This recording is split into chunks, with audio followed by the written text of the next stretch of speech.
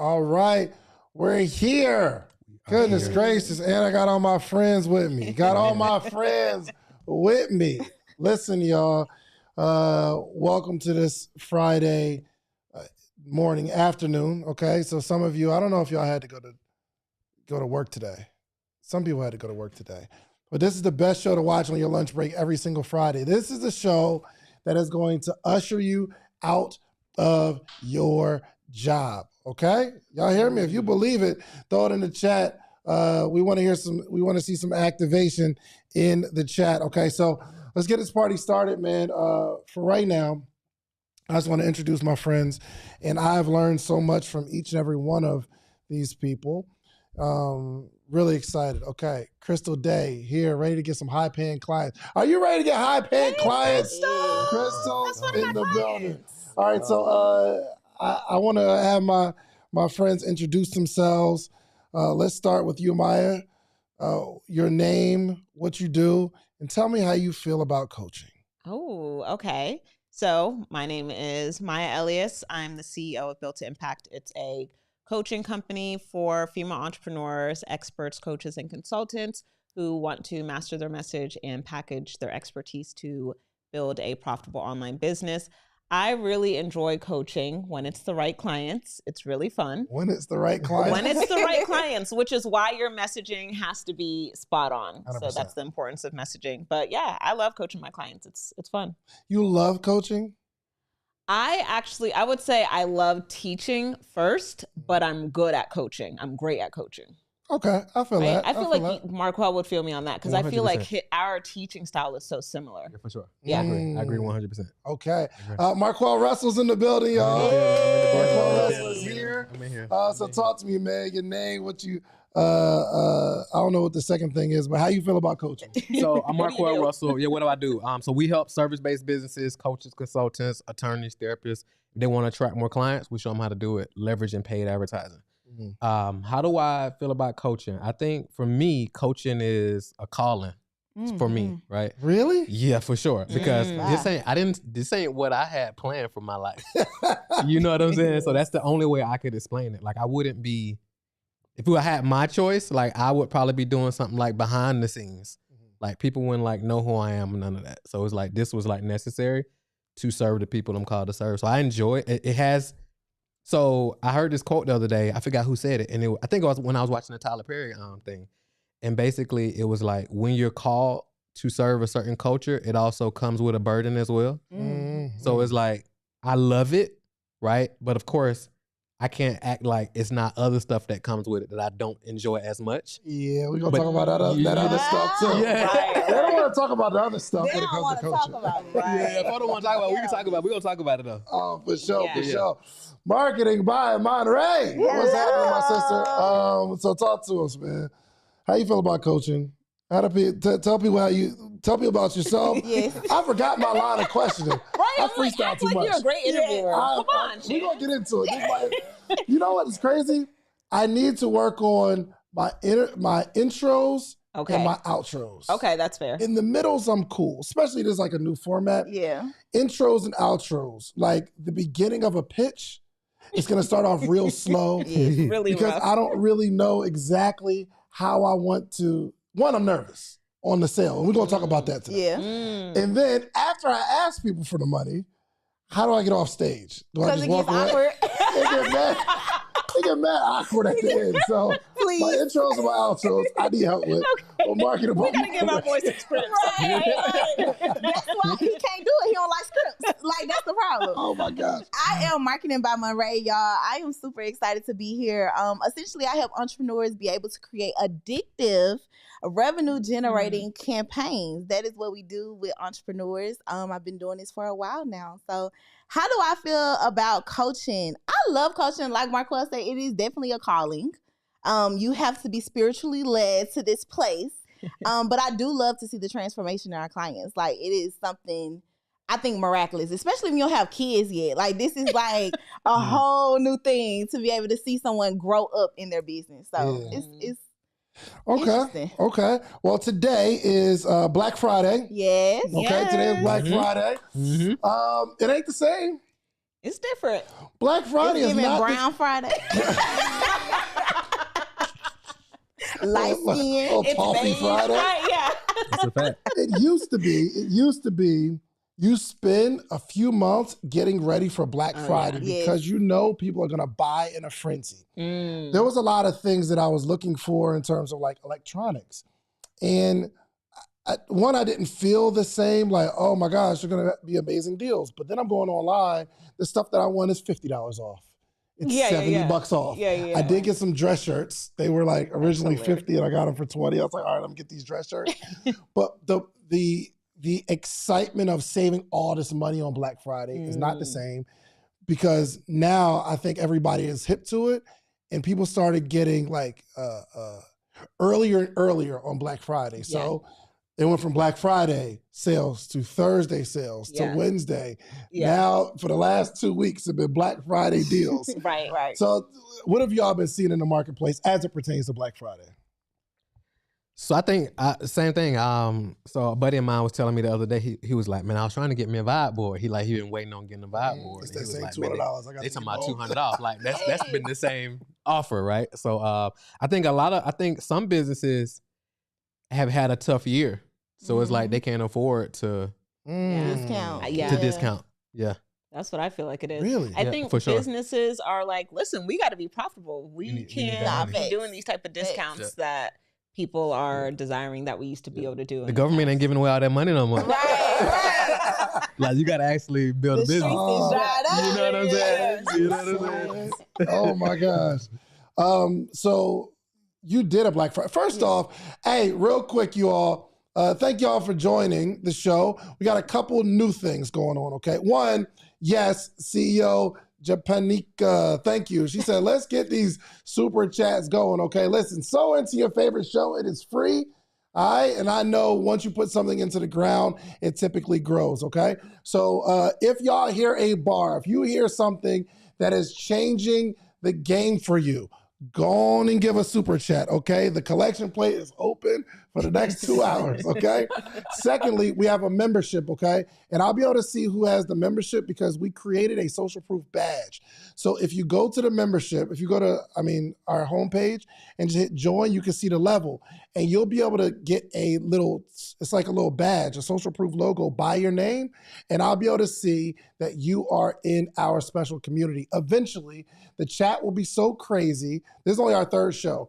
But probably by our 6th, 7th show, the chat will be so crazy that I have to turn the chat off and it will only be members. Members is as low as $4.99. So you get special shout outs, you get access to the chat. You all will be in our community. So I'll be able to communicate with you all in the community. So make sure you join. It's as low as $4.99. But if you hear something that you really, really like, a percentage of all super chats, I'm putting in an account and I'm investing in a youth entrepreneur every single month. So your super chats are not going to fund my lifestyle, okay? We're taking the money so that we can invest in youth entrepreneurs because I believe those kids are the future, okay? So Love that. Let's go. now, okay, that was a terrible sales pitch. And y'all going to have to help me with that was sales. good. I like it. I like that. it. It was good. It was You solid. did good. Yeah, okay, real quick. Mark Quell was the first person who helped me make money off of a high ticket offer. Come on. I take that. Oh, gee. We really constructed the offer in the room during the event. And I'm so nervous and I'm so afraid to make this offer to people. And he's in the back. He's like, no, it's all good, man. I'm telling you, they're going to take it. You got the juice, bro. You got the juice, Yeah, bro. yeah. That's So, yes, before we get into the Black Friday offers, what do you remember from that moment? I remember, so one of the things that one of the many things I got a ton of respect for you is like, even though you were like shaking, like you still went and did it. Right. So you still went and did it, even though, and me and Brandon was actually sitting in the back. And I was like, my man is visibly shaking. Right? Like visibly. And like people still took the offer. And you came back, you was like, man, people signing up. I was like, yeah, I know. Like that's how it works, right? It's a science to it, right? Yeah. So but my man still went and did it, visibly shaking, and like people was like, hey, here's my information. I'm talking about we went in, like everything was on the cuff too, because it was like, all right, we need order forms. I was like, y'all got order forms? He was like, no. I was like, all right, bet. I got a template. So Jovan shot to FedEx, got the order forms printed out. I'm talking about we did all this in like 30 minutes. Because I asked him, I got there. I was like, hey, what's the offer? And he was like, oh, I ain't really doing an offer. And I was like, bro. And that was always my answer. Yeah, I was like, you have to have an offer. Right. So he was like, oh, what should I offer then? I'm like, all right, let me think. So we put something together and I was like, you got order forms? He was like, nah. And I'm like, all right, let me get my email. Let me find a template. So we put the template together. We put the things in there. Jovan shot to the thing. And it worked. It was like, boom. Man. So good. Yo, do y'all remember y'all first offer? Mara, do you remember your first offer? From the stage? From the stage. Your first from the stage offer. Talk to me. I just know God had taken over my body because I was so nervous because first of all, we are women, so we're expected to wear heels and be cute. Trying to balance up there. Right. Like, and I gotta sell. Like, I don't know what I'm about to say. I don't know how y'all about to take it. I'm about to ask y'all for $25,000. Like, this is a lot of money. And so my first offer was at our conference homecoming and it was a lot, but we ended up signing up like 20 people. So I love at it. 25K? Yeah. What year was this? When was this? This was last year. Last year. October 21. Last year was your first offer. Yeah. Nice. So you're From the stage, like this. right from the stage. But you've been doing low ticket for a while, right? Yep. What was the change? Everybody was like, you should do high ticket. You should. So I was like, I think I could do anything. So let's try it. Right, you know? yeah. And so I just couldn't imagine like putting on a conference, paying $80,000 to put on this conference and asking somebody for $100. Yeah. So it's like, I gotta have a real offer. So we made our mastermind. Oh, I love it. You So remember your good. first, Maya, from the stage? Yeah, my first was 2019. Thank God, because it was right before the pandemic. No, it was 2020, February 2020, and everything was shutting down in April. I was like, thank God, I'm not going broke. Yes. Oh my gosh. And I remember doing my pitch from the stage, and I was like, I'm faking the confidence. I'm up there. And I do it every year. I mean, like, anytime I do my offer, I get, nervous, but I'm like, okay, you got to stand up tall. And I'm like, I'm just saying words. My mouth feels dry. I feel like it's the world's longest freaking pitch. I tell my clients all the time, like, when you're pitching, it will feel so slow, but don't rush through it. And I remember, like, I kind of forgot, like, how Shan said he struggles with his outros. Like, when I was done asking for money, like, I didn't know what else to do. So I was like, it was that quiet. And I was like, all right, we'll see you guys in the back and we're going to take a break. And I was like, an awkward going to commercial break. But see, like with mine, the scariest part is we do an altar call. So we have people come to the front on the stage. That's scary. And it's like, what if nobody comes? Right. Nobody joins us. So when that first person got up, I was like, oh, then like 10 more people got up. Oh, I was on the top of the world. Yeah. I thanked my first person. I only did that once, and that was earlier this year. And I thanked her at my retreat. I'm like, girl, thanks for coming on that stage, because I don't know if the other 30 women would have done it. Yes. So y'all were nervous. Yeah, too? for sure. Okay. First of all, shouts out to Abigail for the $9.99 super chat. The hot seat got me binge watching all your content. Well, join the hot seat. Come on, Abigail. We want to see you on the hot seat. So is it important for every coach to have a high ticket offer? Is it important? Like, I mean, I've been low ticket for a while, but is it important? Would you advise a coach to have a high ticket offer? I would advise, if you're a coach, it should be high ticket. I don't even understand. To me, coaching and high ticket is just synonymous. Yeah. Like, anything that's not high ticket, it's like you just sell digital products. But if you're a coach, it should be high ticket, because it should be high quality. It means you've really been in this industry for long enough that you can command the prices that you desire. So I would say, and especially if you're starting out with not a large audience, you should start high ticket. And I think people go backwards because they're like, I'm new, I'm starting out, I should charge low ticket. Like, you don't have the volume for low ticket. You need high ticket. Yeah. I agree. I think so if you're an actual coach, because I think a lot of times people call themselves coaches, but they may just sell like courses or like memberships or something like that, right? And there's nothing wrong with that, right? But I think if you're actually going to be working with people like on a regular basis, I think it should, because it has to make enough sense on the from a bottom line standpoint, right? And then you're going to need like a team at some point to actually help facilitate with these clients as well. So I would say yes, especially depending on your business model, for sure. Right. Does every coach need a high ticket offer? I don't think so. I'm gonna be devil advocate, because I actually, for the first 2 years I started coaching, I did not have high ticket offers.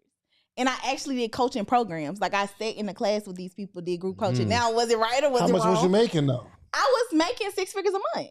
Mm. But I had crazy. volume. Yeah. You know, I still, every year I've changed my business model and still made $1 million. So I think all of it can work. Yeah. Honestly, you know what I mean? So I think for me, it just really depends on what you started with. Like I started with the audience when I switched to coaching because I had an agency. Mm. So I had people that wanted to pay me, but they couldn't afford the agency, which it was high ticket. Now I was like, well, you could pay $200. Cool. I'll sit with you for 6 weeks and have 300 people in this class, you know? Yeah. So let me say this though. So you had a high ticket though, so you could afford to do low ticket. Yes. You get what I'm saying? So it's like if you don't have something, because like the economics got to work, right? Especially if you're going to use like advertising, because I know we all into advertising. So it's like the economics got to work. So it's like if you only, let's say for example, a coach only has a membership. Yeah. And they're trying to make that work with paid advertising. It's like, how much money do you have? How far can you go in the hole, so to speak, right, for it to actually make? Because like on average, they're probably gonna get 1, 2, 3 months. I know you got 3 to 5 months, which is even better, right? Right. So it's like the numbers got to make sense. So it's like if you got like a higher ticket offer, it makes the economics work. Because if you got an agency and it's crushing, and it's on the higher end price point wise. The membership side, and of course I don't know your numbers, but the membership side, it doesn't have to be as profitable, right? Because it ain't gonna really make you or break you, because you're already killing it on each side anyway. But when I heard my first low ticket, like that first year, 2020, I didn't have an agency. I closed it. Oh. So I was only doing low ticket. And what I realized is that, yes, I needed to still be lean, but it had to be about the numbers. Makes sense. And I didn't run ads. I only did organic, but you have to be infectious. You have to be interesting. 100%. Like to lean into organic. Like you just can't be boring. So I think it's a certain type of person that can really win from coaching with low ticket. But like you can see, I transitioned to high ticket. Yep. Yeah. So I think you could do it all. I agree. I agree with that. I think you can win with low ticket from a revenue standpoint. Would I advise it? Why would I?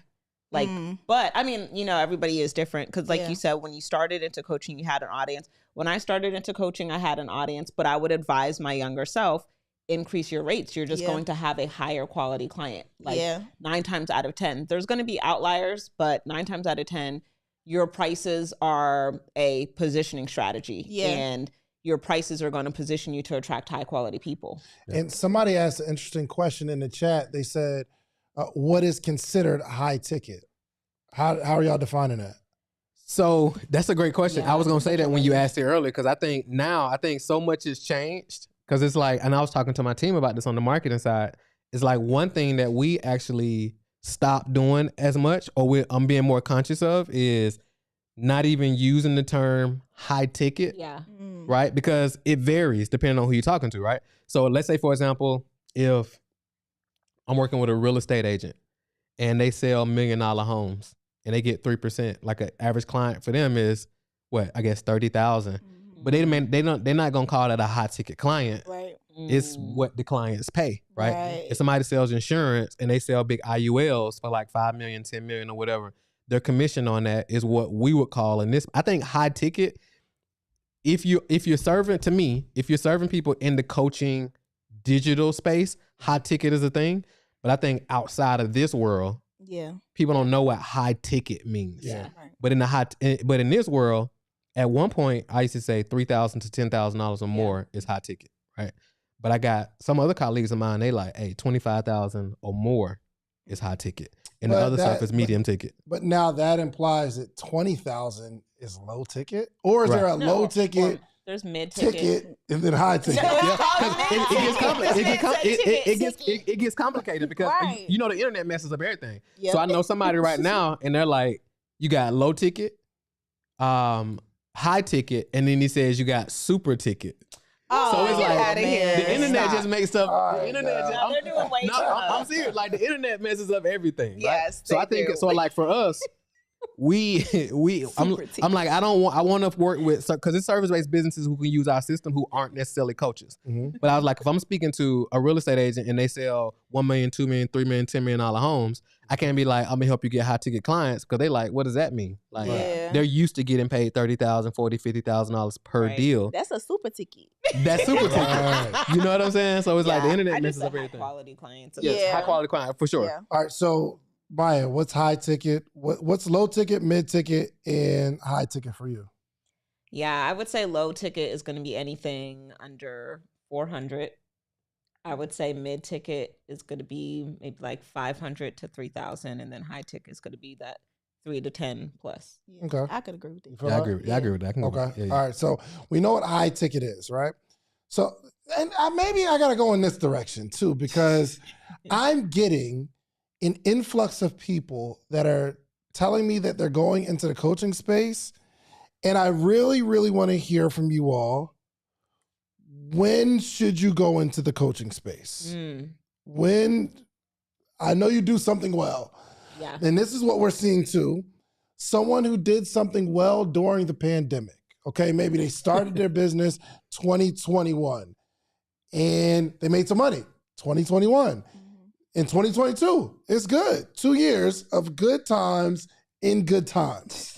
And now we're saying, okay, I'm going to be a coach because I've done something well. And I don't think you shouldn't, but I just love to hear your conversation on time. Let me get you, the ghetto CEO. Yeah, I got a lot to say on this. No, I do too. I know what it is. Because I feel like if you only did it for 2 years, do you even know how you did it?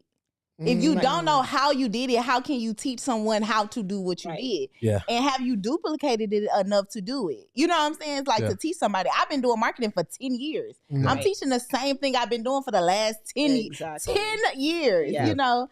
And so, I don't know. Marquel, what you think? So I think, so Marquel like, sick of these people. No. So it's like, so here's the thing. So I believe that just because, and I also agree, like, just because you've done something well doesn't mean you can coach, right? Because I think, because just because somebody made $1 million a year doesn't mean they can teach other people how to make $1 million a year, right? So it's like because like doing a thing is one set of skills. Being able to teach is a totally different set of skills. Being able to do both is a very rare set of skills. Like most people can't do an amazing thing and break it down and extract what they did to teach other people in like a system. That's very rare. Yes. But a lot of times people are like, oh, this is a cash cow, so they'll start coaching people. And then it's those people who haven't even done anything. So it's like we get people that come to us and it's like this gonna go south real quick. So let's go. So we get people that come to us and they're a credit repair coach, right? And we'll be like, all right, cool. So what's your credit score? And they'll be like 5 something. No way. And I'll straight up, like, bro, more times than I care to remember. I'm talking about the amount of, could they be like, well, I went through this program and then they certified me as a credit repair person, or they gave me this thing and I could just put my name on it and say I'm a credit repair person. Or the funding cats who like, they're funding coaches, but they don't have funding. But they want to coach other people on how to get funding. And we'd be like, all right, cool. So do you got access to funding? And they'd be like, well, so I'm like, how can you coach somebody? It's like, how can you coach somebody, but you haven't? Let me devil's advocate this thing real quick. Okay? I think I know where you're finna go, but go ahead. So, so it's like so I know how I might be in a bad situation where I'm not prepared to get funding. Okay. I'm not in the financial position. I don't have the credit worthiness. Yeah. However, if you have the credit worthiness, you've been on your job for 2 years or however this funding thing works, I can show you exactly how to get the funding. I haven't done it. Yeah. But I know how to.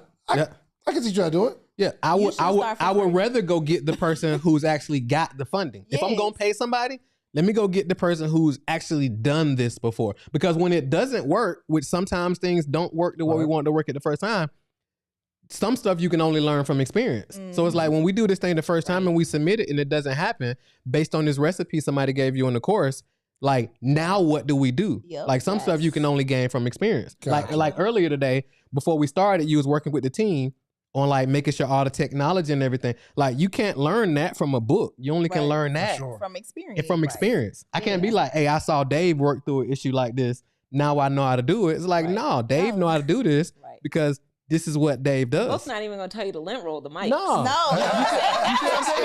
Experience. It's the nuance. And I done been in a lot of studios, and I'd be like, okay, it's like it's a little, but I never thought like we need to hit it with a lint roller. Right. Like, you know what I'm saying? Exactly. You go buy another one of these, and it's like, oh no, all you do is go get a lint roller. Right. Yeah. But for the person who, let's say, can get funding, right? Yep. They have the perfect profile for it. I can pay the person who understands it a lot less than the person who's been doing it for a while, who has the credentials. I get the same outcome. Yep. I get the funding. Hopefully. I'm gonna say, because honestly, Hopefully. they don't give you the option. They don't say, I've never did this shit before, so I just want y'all to know that I'm gonna give y'all a real low price. So you know, They like act like that. they're expert on the Yeah, thing. like they're not giving you. It's like, I might nah. respect it. Yep. I might be like, I'm gonna give you a shot. Yes, Right. yes. Right. It's a low price because I ain't really ever done this before. Right, like, Yeah. can you be my beta test? Can I test with you? Yep. Okay, Yeah. cool. It's $100. That's All what right. it is. I kind of feel like the lower the price, the higher the risk. Yes. Yep, for Right? sure. It's The like, lower That's the price, good. the higher the risk. I like that. Yes. I like Okay. that. Like, I mean, so I went into Best Buy the other day, and I needed a charger, and he said, "Yo, we got the open box for you." Mm-hmm. I saved like $40. It eliminates the warranty and everything, though.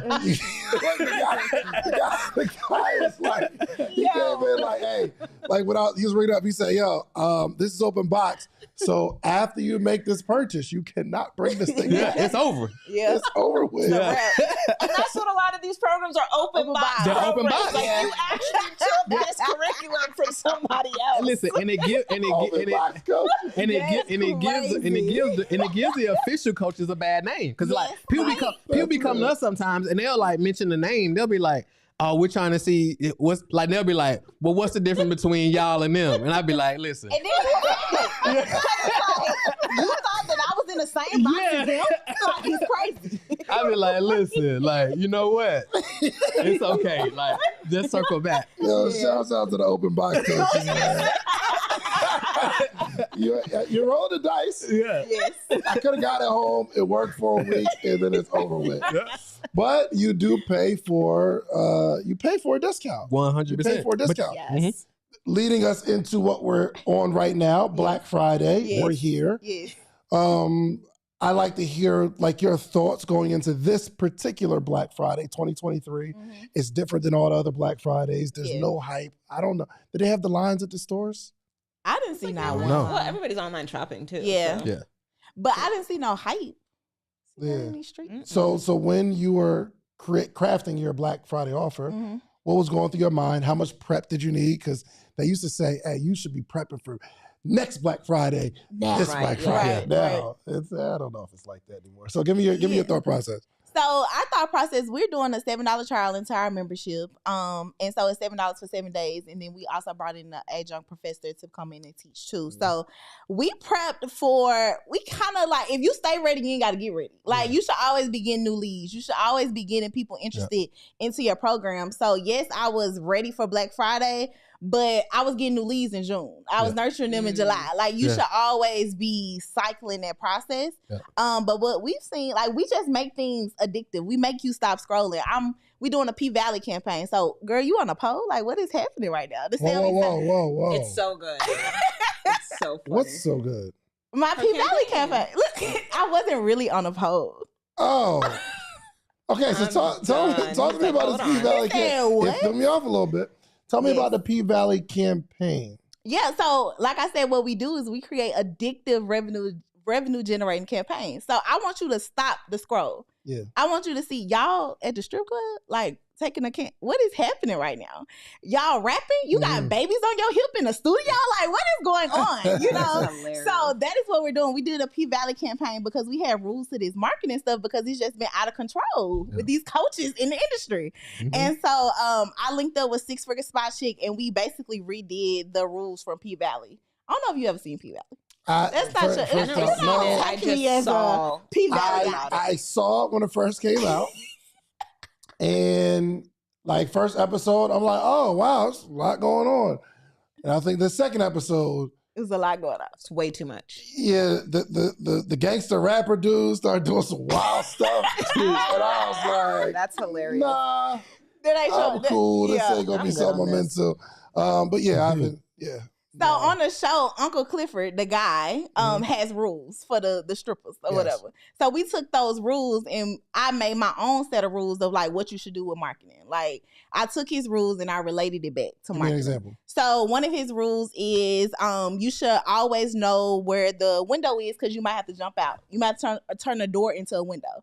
And so my conversion of that is you may have to pivot. Like you always got to be ready to pivot. You got to be able to turn anything around, know your numbers. Another rule was like, if you don't deserve the money if you don't know how to make the money. And so my conversion was, if you don't know how to read your numbers and your analytics, you don't deserve it. I should take your money. Right. So like using that to like relate it back to marketing to keep it addictive. Nice. That's dope. Okay. All right. I like that. So Black Friday this year for you, Maya? For me, we didn't do a whole lot of prep. Also, this time of the year is when we're like focused on selling tickets for Impact Weekend. So I try not to create anything that would like create a distraction from that.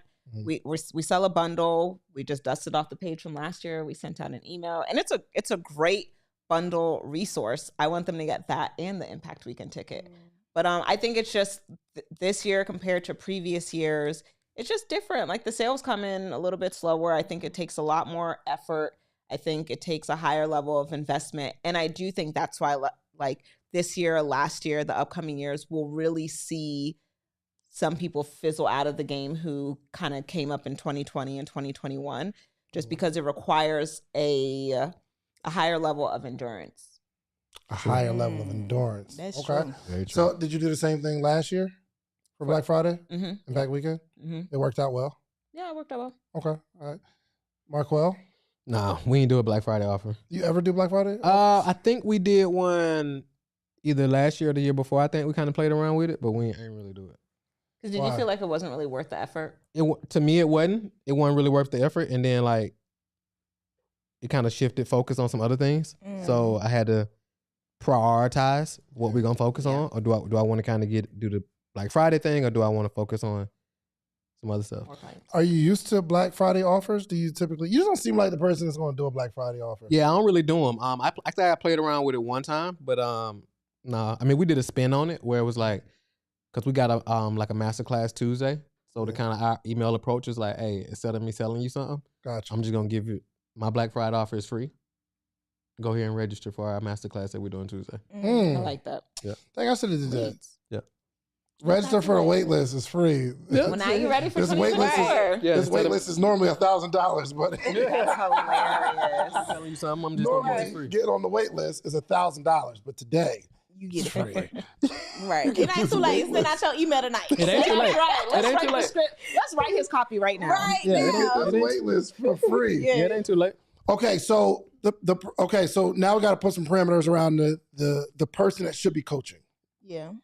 Who should be a coach?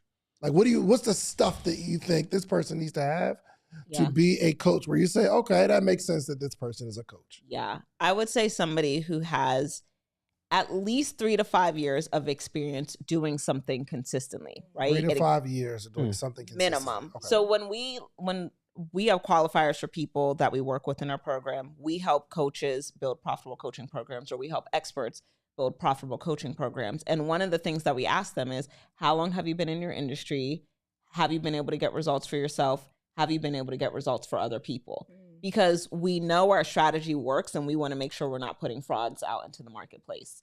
So we want to know that you actually have experience, and you can tell that you are a good coach if you actually have a system or a framework to the things that you're trying to help other people do, right? So I should be able to have a conversation with you and say, okay, if this is my starting point, how do I get to the place where you say that you can coach me to get to, right? If, let's say you're a weight loss coach and you can help people lose, 25 pounds in 5 months. And I come to you 25 pounds heavier than I want to be. And I say, okay, can you tell me what to do right now off the top of your head, without having to look at notes, without having to Google, how can I lose 5 pounds a month?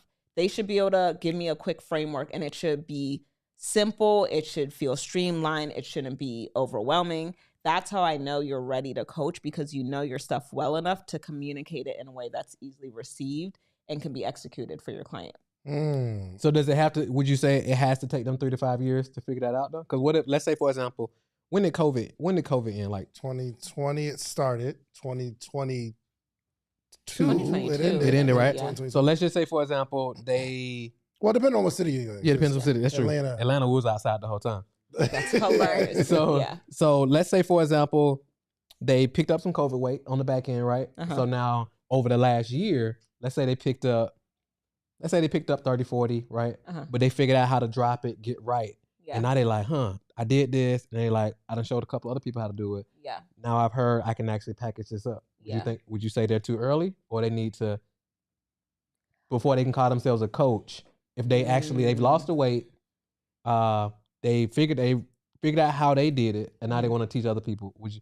They only lost away from themselves. They lost away for themselves. I think you need some more testing. Like you need to test for sure. Because I also think, and this is industry specific, right? The human body is so unpredictable. Like, do you know what's going on with my hormones? Do you know what's going on with my blood type? Can I have sugar? Do I need protein? What type of nutrition do I need to be on? Like, I want to know how much you really know about this beyond your body. But how do they get more data? How do they get more data though if they don't like work with some more people? Like how do they? So yeah, they did it for themselves. Because I know you're like, okay, for them to actually start teaching it to other people, they need 3 to 5 years experience. Like if they've officially done it, how do they then gather that experience without working with some more people? A good question. Do you have to charge to gather experience though? Do you have to have a whole program to gather experience? Do you have to be a coach to gather experience? Like I could ask my mama, my cousin, my sister, my friend, to work on them. Yeah, like I need some more. Like I just need. So you mean before you start selling it to other people? Yeah, and to know you like to do it. So one prime example for me is we have a 17-year-old son, John. He loves to play games, so he wants to be a gamer. And I'm like, you're only gaming for fun. Like you haven't did it as a job yet. So let's actually put you like, it's 3:00. You gotta go get the game. You gotta have your video edited. You gotta go do this. And then when we started doing that, he was like, "Oh, I don't like this." Right. So you need some more examples before you invest in putting a whole coaching program together. Waste my time to do all your marketing, right? And really get it together. So I don't know. That's my thought process. Like testing. When I first started doing marketing, I ain't charge everybody. And I'm okay with charging at that point for your time, but that's not the season to charge for your value. Got it. So there's a difference. I think charge for your time, whatever. If they're gonna be working with you're not a coach. You are a friend that knows how to do some coaching. So before you can actually call yourself an official coach, you need 3 to 5 years in the game.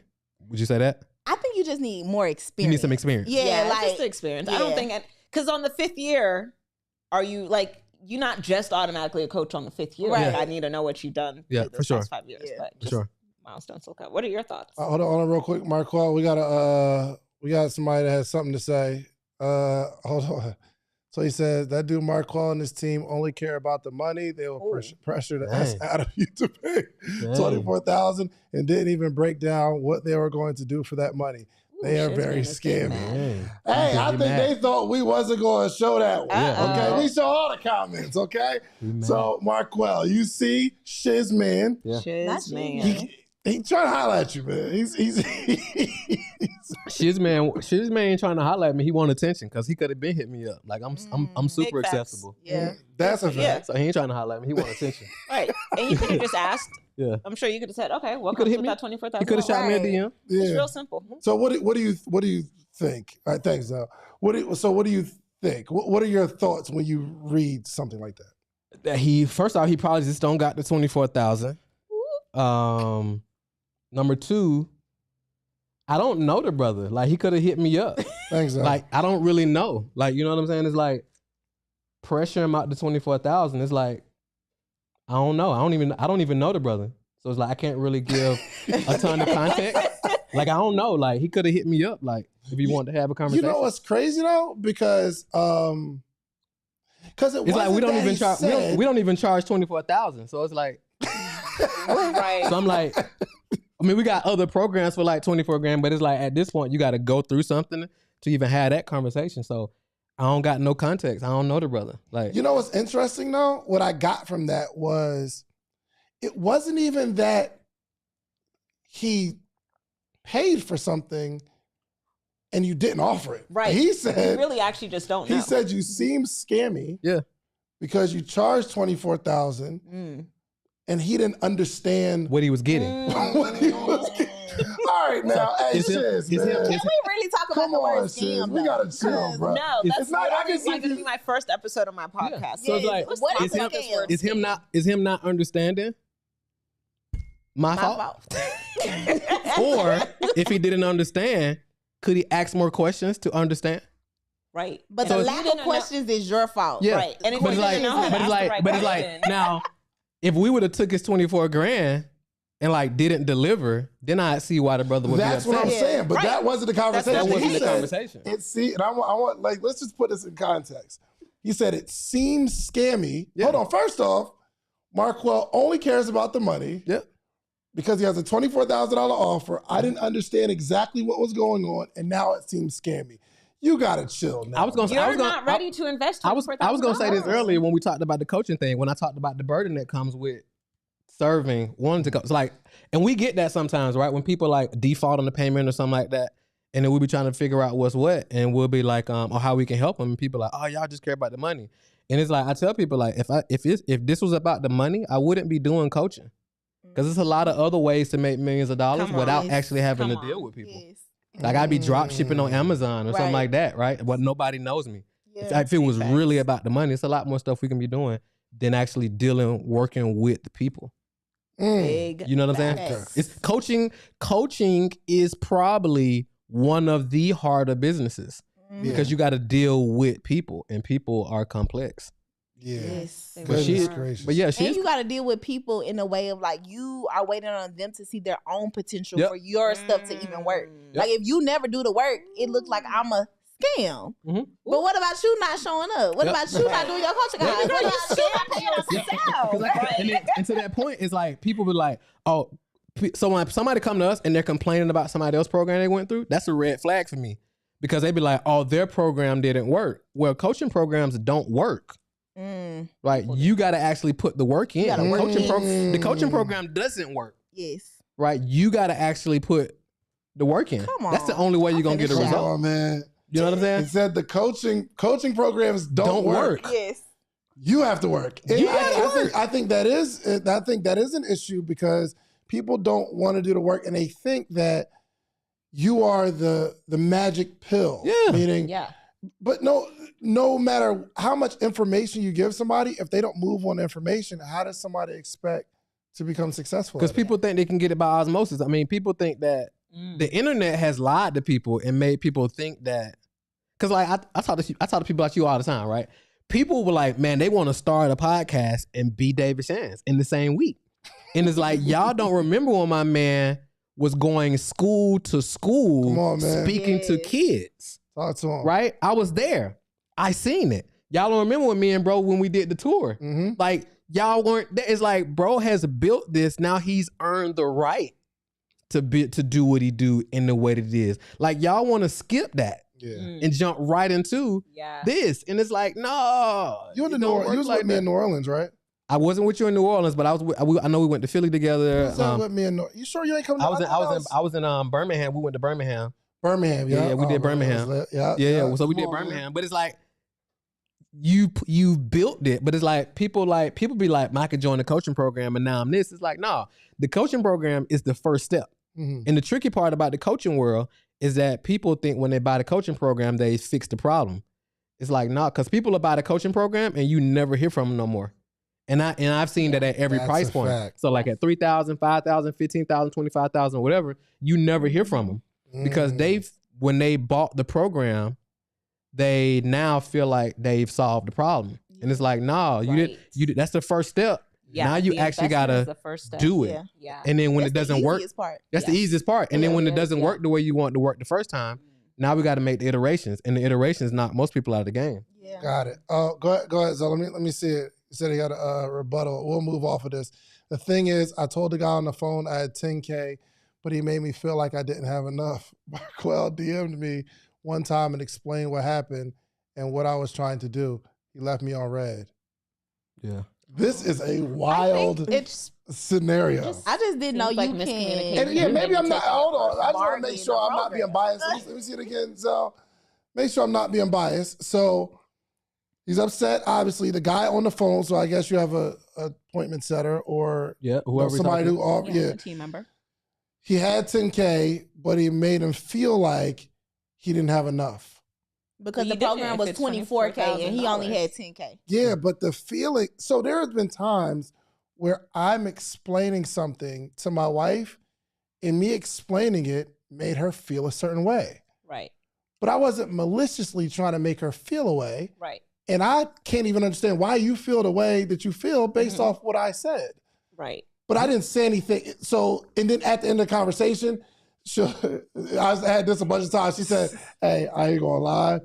It was that time. My bad. I was bugging, right? Yeah. So it wasn't, you can't point and say, you said something in a malicious way, but how you took it, that's 100% on you. Like nobody can make you feel a certain way, 100%. So, but then he did say that he DM'd you and then you DM'd him back. What's his Instagram? Let's see. And then let's look at it. Let's see. And you explain what happened. First off, I mean, and you're not necessarily, thank you so much. I appreciate this. And for the record, if he was like, if whoever he was talking to told him it was 24,000 for whatever they was talking about, and he only had 10, it's like he didn't have enough. It's like he didn't have enough. This is why my mind. Right? I can't make you feel this is a fact. You didn't have enough money. You didn't have. Hey, Shiz, drop your IG in here so I can pull your DM up, so we can pull this thing up. We can put this in. Like, because here's the thing. Like, one thing, like, I don't come from the internet world, right? Like, I come from a different world. So it's like when you play up my name, we got to clear that up. So so like certain things I don't do. So you know what I'm saying? I come from a totally different world. Like I was like, you know what I'm saying? So. So it's like, I'm like, what? Like, what are you talking about, right? And Shiz, again, if you could drop me his thing, I'll go ahead and pull it up. But it's like, dude, fam, you didn't have enough. So it was like, no, and you're not a lesser of a person because you didn't have enough. You're just not qualified for this program. Right. Sure. Where you are in your business is not qualified. This is not a character attack. So, but when people take those things personally, then it's like, well, they're scamming or they didn't make me feel a certain way. And then it's like, and I'm glad he brought this up because this is good. And I'm glad we're doing this live so people can know what kind of comes 100%. With this, right? So it's like, and I'm glad you brought it up as well. So it's like, well, was it that you didn't have enough or was it, because it sounds like he wanted it, he just didn't have enough. But it was like, well, why did you want it and you didn't know what was in it? Because the first message was, it was 24,000, but my man didn't tell me what was in it. So it felt scammy. Yeah. So it was now like, you telling us you didn't have enough. Right. And you were explaining your situation, you were DMing, so it was like, it didn't feel like a scam if you were DMing him and still wanting you really to get wanted it. Yep. So we just got to start telling the truth. Yeah, if he drop his IG, I'll pull it up and we can get to the bottom of it. We'll just drop your IG. And again, Shiz, we appreciate you coming on. No, for sure. Because this is a conversation that needs to be had. I mean, the good news is we can't, even through this back and forth, we can't say that Marquel took advantage of anybody or did anything. My problem is we'll just throw the word out there. Yo, this person's a scam. But technically, I believe a scam is you give somebody some money, they don't deliver it. They intentionally do not deliver it. That's a scam. And I think Kay said something like, when all the details aren't provided, it seems scammy. And I think it also boils down to proper expectations. Because it's like you can pay somebody for something and you may perceive that they didn't deliver, but it's like they deliver on what was supposed to be delivered, but the expectations was that it was supposed to be something else, right? So for example, somebody may say, let's say somebody, I see it all the time, especially in the agency world. And because I had an agency one time and we grew it and scaled it and we actually shut it down pretty quickly. And the biggest thing was like when people paid us to like build their funnels and launch their ads, they felt like we're now supposed to be running their business. And it's like, nah, we built this and we've done this. Now you still gotta like have the cost. You still gotta do like we used to do funnels for people, right? And it was like, hey, we need 2 videos so we can finish the funnel. And it was like pulling teeth to get the two. I'm like, here's the scripts. Here's exactly what to say. Shoot these and send them so we can finish. Yeah. And it was like pulling teeth because they was like, well, you said you're going to do it all for me. And I'm like, well, we are, but we need you to shoot these two videos. Right. I can't do this. You know what I'm saying? So it's like, I think expectations can be a thing sometimes as well. And then sometimes when I find out that, okay, well, my bad. I apologize. I didn't communicate effectively. You know what I'm saying? It may be that too, but out the scope of just glad to think. That's the thing. I mean, that's all learning in business. Like I find my most difficult clients, even when I'm happy that I'm done with them, but I learn how do I better set expectations and communicate so we don't run into these issues. So, yeah, I mean, I just apologize for calling you scammy though. Did he apologize? He did. Well, thank you. That's a strong. Good. That's good. That's a strong word, King. Yeah, that's a real strong word. These Yeah. accusations are just like, I just feel uncomfortable, especially when there's nothing that I did to you, but something that I may have done or something or said offended you. Yeah. Doesn't mean that what I said was offensive. It just means you were offended by it. You and it doesn't make me out of character, out of integrity, right? Like you said, that's a strong word. That's a strong word. Monray and I connected on this like when we first met because I had a client that went live about me and said I stole from her, and it was like, you were just on my stage receiving an award and just giving me, raving testimonials. And so it's like the challenging thing about coaching and getting close to people is the moment they feel something personal about you for whatever reason it is, then it now shifts to let me now attack your character instead of just coming to me, right? Like how Marquette was like, bro, you should have just came to me. It's like, you were this close to me as a client. Why not just come to me and tell me how you were feeling versus making something up about my character and trying to diminish the years of work that I've done? Because that stuff is not cool. So I think it's all emotional. Like, I really feel like if we can take the emotions out of it and really just deal in logic, then we will be okay. A lot of the issues that we deal with with clients and coaching is the emotional part. Like, that's the part that stops everything. Like, let's just get to this money. Did I show you A, B, C and you did C, D, E? Like, let's just get to this money. But it's the emotions with people. And I can even deal with emotions. Somebody asked, what's the difference between teaching and coaching? And I think that's what it is with coaching. Like, really understanding the hearts and the minds of people, knowing how to deal with people's emotions, different personality types. As a teacher, you just got to be able to teach it, simply let them receive it. And that's the fun part about teaching, where you don't really have to fully care about people's emotions. But it's like, I'll deal with your emotions, but we still have to take personal responsibility for how we're feeling. You can't put your feelings on me because I'm not responsible for them. So that's when things go left. For sure. All right, so you got somebody to call in, Zell? We got some call-ins on the line. All right, cool. So we're about to start taking some calls, man. This is really, really good. I'm excited. This is good. Shouts out to everybody that supported with the super chats. Your super chat is going towards helping entrepreneurs. Every single month, I am taking these super chats and I'm going to invest in a kid's business. Okay, they are the future. That is something I've been doing before this YouTube, but I really, really think it's important that we sow a seed. So if you hear anything that really, really helps you, please offer up a super chat. So Zell, let me know when you're ready. And in the meantime, y'all, and I kind of want to have this conversation in a minute. There is an art to selling on stage, right? Absolutely. Yes. And there are some people that said, well, some people offer all of the details. But I do want to talk about this too. And I understand where somebody can say, oh, well, it feels kind of scammy. But I got some advice one time where it's saying you can't really go through every single detail in your presentation, right? It's from the stage. You got a certain amount of time on stage. You want to let people know the offer. So I know there is a bit of psychology in making this offer. I just want to have a transparent conversation.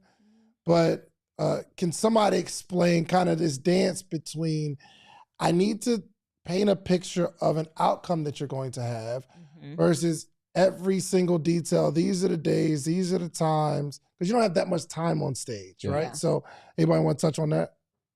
So I guess I'll start. So I think you can go through the details without like going into like the weed of the details, right? Mm-hmm. So let's just say, for example, if you're offering a coaching program from stage, like I think going through, okay, here's the times and dates of the calls, here's this, it's like, cause stuff like that isn't really going to make or break if you sign up into the program, because it's like, if you see how this program is going to change the game for you, like those are just like logistics. Like you can change the time, and then it's like, okay, if I can't make the calls, that doesn't mean you don't get support. So I think some of those, but I do think like, okay, setting clear expectations of like, here's what you are getting. We're going to help you with this, boom, boom, boom, boom, boom. But I think you also can overexplain where 100%. it just creates more questions than conversions and distraction as well. So I think it's a fine line to it. Now I've seen people who pitch and is totally on emotion, and they don't really explain any of the details. Right. Yeah. And people like buy it like crazy, and I'm sitting there like, dang, they don't know what they're getting at all. Right. Yeah. Right?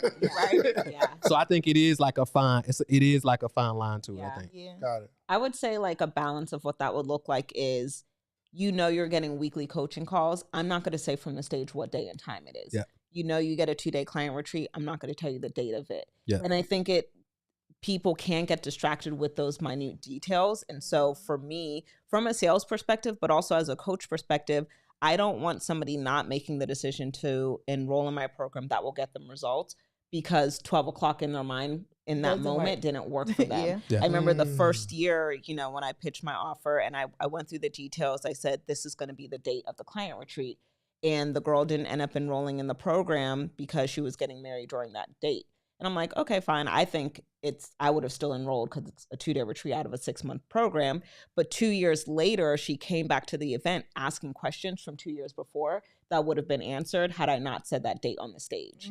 So that's why I believe like going in those, tiny details, going into the weeds can distract people from focusing on the result. Yep. Got it. And you got to understand the buyer too. Like most people, when they're making decisions, when you're pitching from the stage, it's already emotional, right? Yeah. I'm looking at you, you glistening, you got on this white suit, you sexy, you know what I mean? Like, so I'm like, I want to be there. So it's already an emotional decision. So if I'm giving you too many details, I'm confusing you. Yep. I'm allowing you to second guess yourself and ask more questions and feel like you don't belong in this room. Yep. And so it's my job as a coach to give you enough to make a decision, but not enough to confuse you. Yep. And so I think that's Hold on, where real quick. So enough to make a decision, but not enough to confuse you. Yes. Yeah. Got you. Okay. I got you. Okay. Keep going. I'm sorry. Yeah, no, that was it.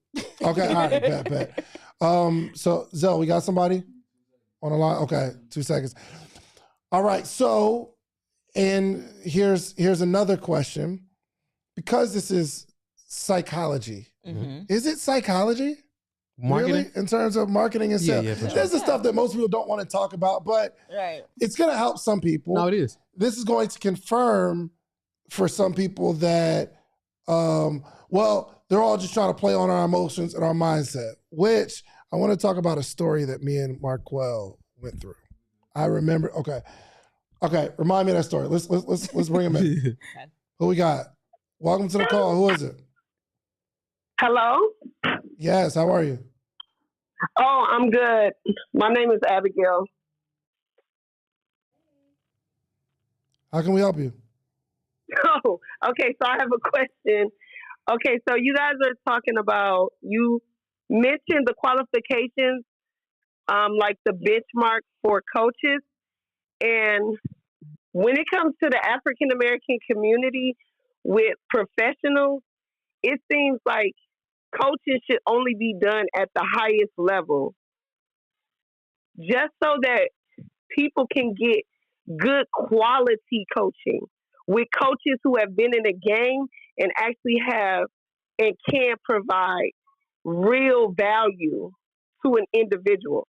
Because right now you have people stepping into the game that's offering coaches, and like the young woman said, if you have 3 to 5 years of experience, you're not too far removed from where I may have just become.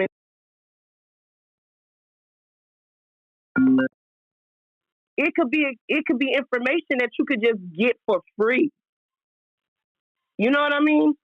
So I feel like coaching should be done at the highest level with people who've been in the game and who actually who've been in the game for a long time, who have a lot of value that they can offer. I'm talking things like insider information. What do you guys think about that? Appreciate you sharing that. I think you used a lot of general terms, which I think have a ton of meaning. So you said coaching should only be done at the highest level. I think the highest level is relative depending on the market you're speaking to, right? So if you're speaking to like beginners who are looking to get started in e-com, right? The highest level, what does that mean? Do they want to like create a full-time income? Because like if you're just showing people how to go from their job to a 9 to 5 to making $3,000 or $4,000 a month with a Shopify business so they can get off of their job, the highest level going to be the person who's done that, right? But if you like, okay, I want to scale my e-com business from 6 figures to 7 figures, the highest level is going to be a little bit different, right? So I think I don't disagree with what you're saying. I just think it depends. It's like that age-old answer. It's like, it depends. Yeah. What's the highest level? Insider information. You'd be surprised that there's really not much insider information. There's no, you know what I'm saying? You know what I'm saying? So it's like there's that, and so those are my thoughts on it. So one thing that stuck out to me was the insider information, right? Mm-hmm. And I think a lot of people get into coaching programs thinking it's about to be this golden like chest of nuggets. Yep. Just nuggets everywhere. Like chicken nuggets, Chick-fil-A nuggets, like it's just gonna be nuggets. And it's like, that's not really what I feel like a coaching program is. The information that I tell you is not going to be anything you can't find. You can find the information. What you cannot find is the system of execution that I'm going to teach you. That's true. And so I'm teaching you to execute. I actually want you to get in my coaching program and learn nothing else. The only thing you're going to learn is how to execute, how to do this at a fast pace, how to make sure that you get from point A to point B because you've been sitting at A for 10 years, right? So like, I don't want y'all to get in coaching programs and thinking they have some type of like information, insider society information. Yeah. Like, that's not what a coaching program is. Yeah.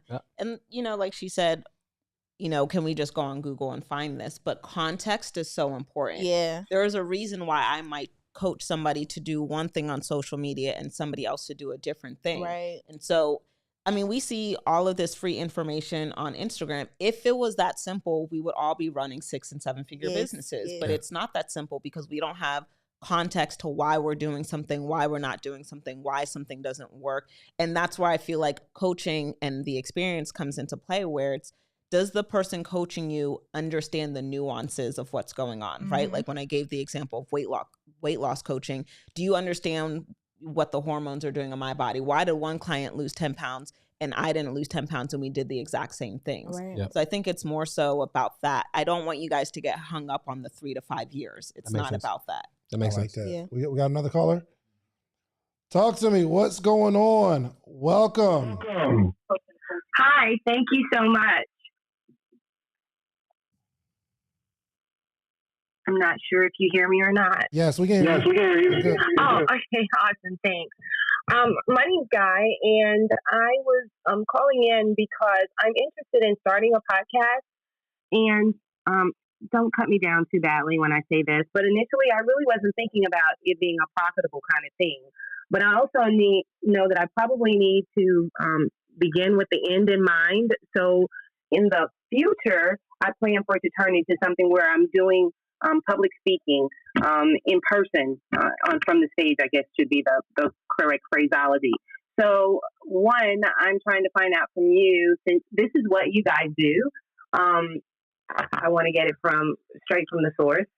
Should I be interested, or should I be looking to do this? And if so, how should I be looking to go about it? And the core that I'd like to concentrate on is I'm a cancer. I call myself a cancer thriver. And I like to encourage others, and I've done some of this previously, and people tell me that this is what I should do, and I know I enjoy doing it. So I do feel, Marquel, you used the word earlier, and I resonate with it so well. That is my calling.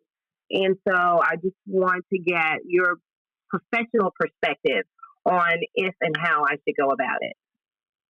Do you have a business currently? I do, which is totally different from what I'm interested in doing right now. I'm a former teacher, and so I began a tutoring business for subject area test prep and ACT test prep. And I started it actually before COVID had really hit. And I've just really, my interest is kind of waned from there. I'm more interested in doing things that serve to uplift people in a different way right now. What I would do is yes, if you want to start a podcast inspiring and motivating people and it's not with your core business, go ahead and start it. Everything we do doesn't have to be in line with our business goals. So I play basketball, I play Monopoly. It doesn't necessarily have anything to do with my career in podcasting or coaching or anything like that. I do it. If I don't make any money from playing basketball, I don't make any money from Monopoly. It's just something that I like to do. So just because it doesn't, you don't start it as a profit center doesn't mean you shouldn't do it. If you are a cancer survivor or something like that, and you want to get your message out there, I'm cool with it 100%. The next part of that is, if I were you, I would for sure, if you want to make money from it, you have to look at it as a business. I look at podcasting as a marketing arm for my business. Some people are deciding to do like Monterey, her podcast, The Ghetto CEO, right? She's talking to other CEOs with these high-level conversations that are on some it's real ghetto, actually. Like the ghetto side of business, like all the stuff that we don't want to talk about, right? But it's in line with her business, meaning this podcast is a marketing arm to show people her expertise, her knowledge about business. And if someone says, hey, how can I get more information? She says, hey, go check out my podcast. And you'll be able to see, I know what I'm talking about in this business space. So let's say, for instance, you are a cancer survivor. At least write a book on your experience, on how your experience can help other people. Have a price tag on that book, $20, $30, $40.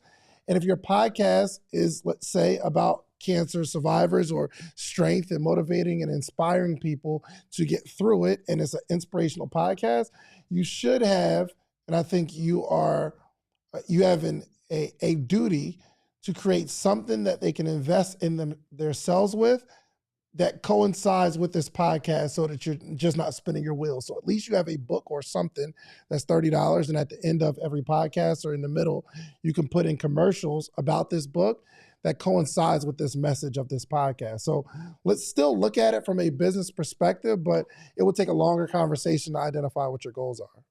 Anybody else? Mm-mm. Okay. You did that. Does that help? Okay, cool. All right, we got another caller? Okay, good. All right, we're hearing we need coaches with work ethic and integrity. Shouts out to Elisa Applewhite. First off, Elisa Applewhite. She is in my morning meetup. Yes. She is currently the biggest donor to the super chats on this podcast. Yes. She is a member. You see that little yellow star next to her name? That is actually a social proof logo. I gotta like fix that artwork like that. But is it? And it changes according to how long you've been a member to YouTube or YouTube Lives. And she checks in every single time.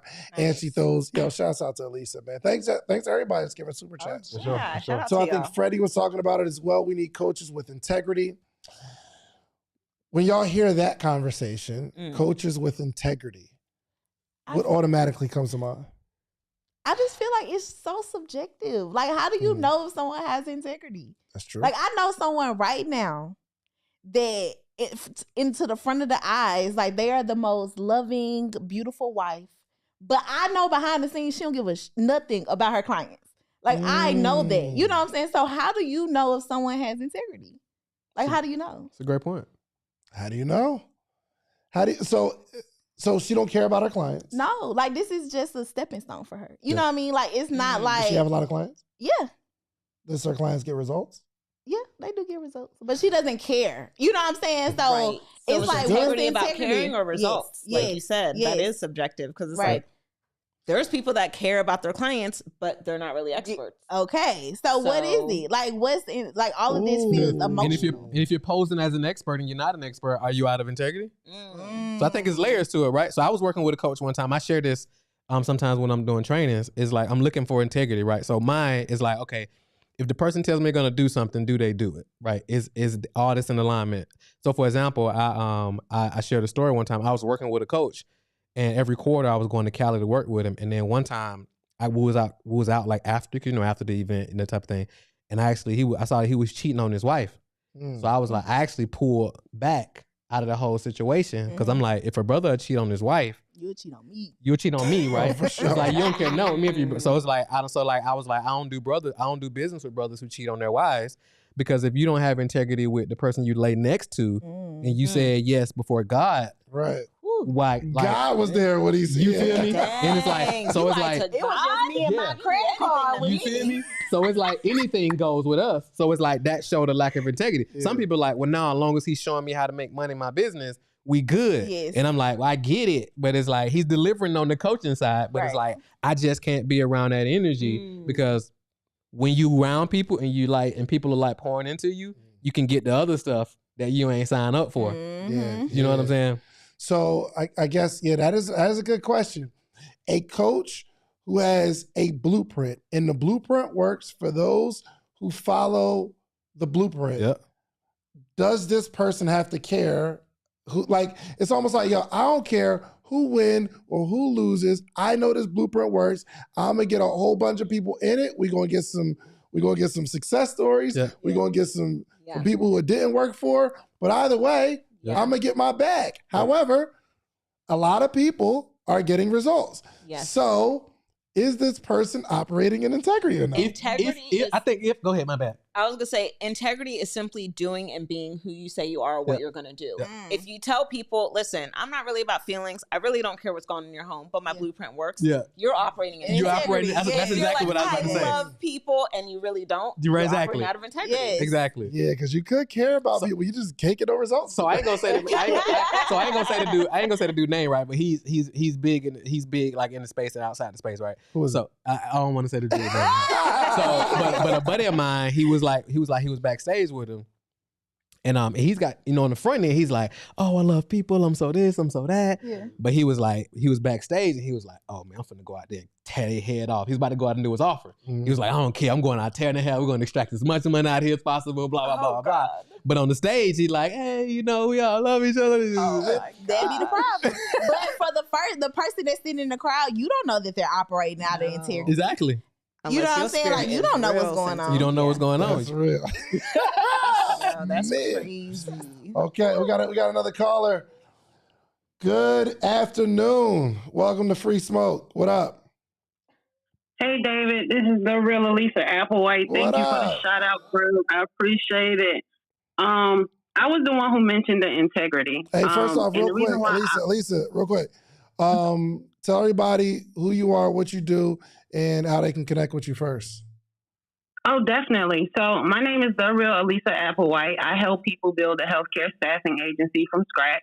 I had a healthcare staffing agency for 3 years. I've been in healthcare for 20 years. And every year we have made over 7 figures. So I am actually doing a course in December where we are teaching people how to build a healthcare staffing agency. I'm keeping it small because I have to show the integrity that my morning meetup showed to me and make sure I am holding people accountable. So reach out to me on any of my platforms. Well, David said be specific. Reach out to me on Instagram, comment course, and I can help you with that. Let's go. Y'all haven't went and signed up for the super chat yet and put a big amount in so you can come on and promote yourself like that. Come on, man. Like you should get off of here because you're not an entrepreneur. Like you can't pay for that type of advertising. Oh, come So on. go get your super chat situation right now.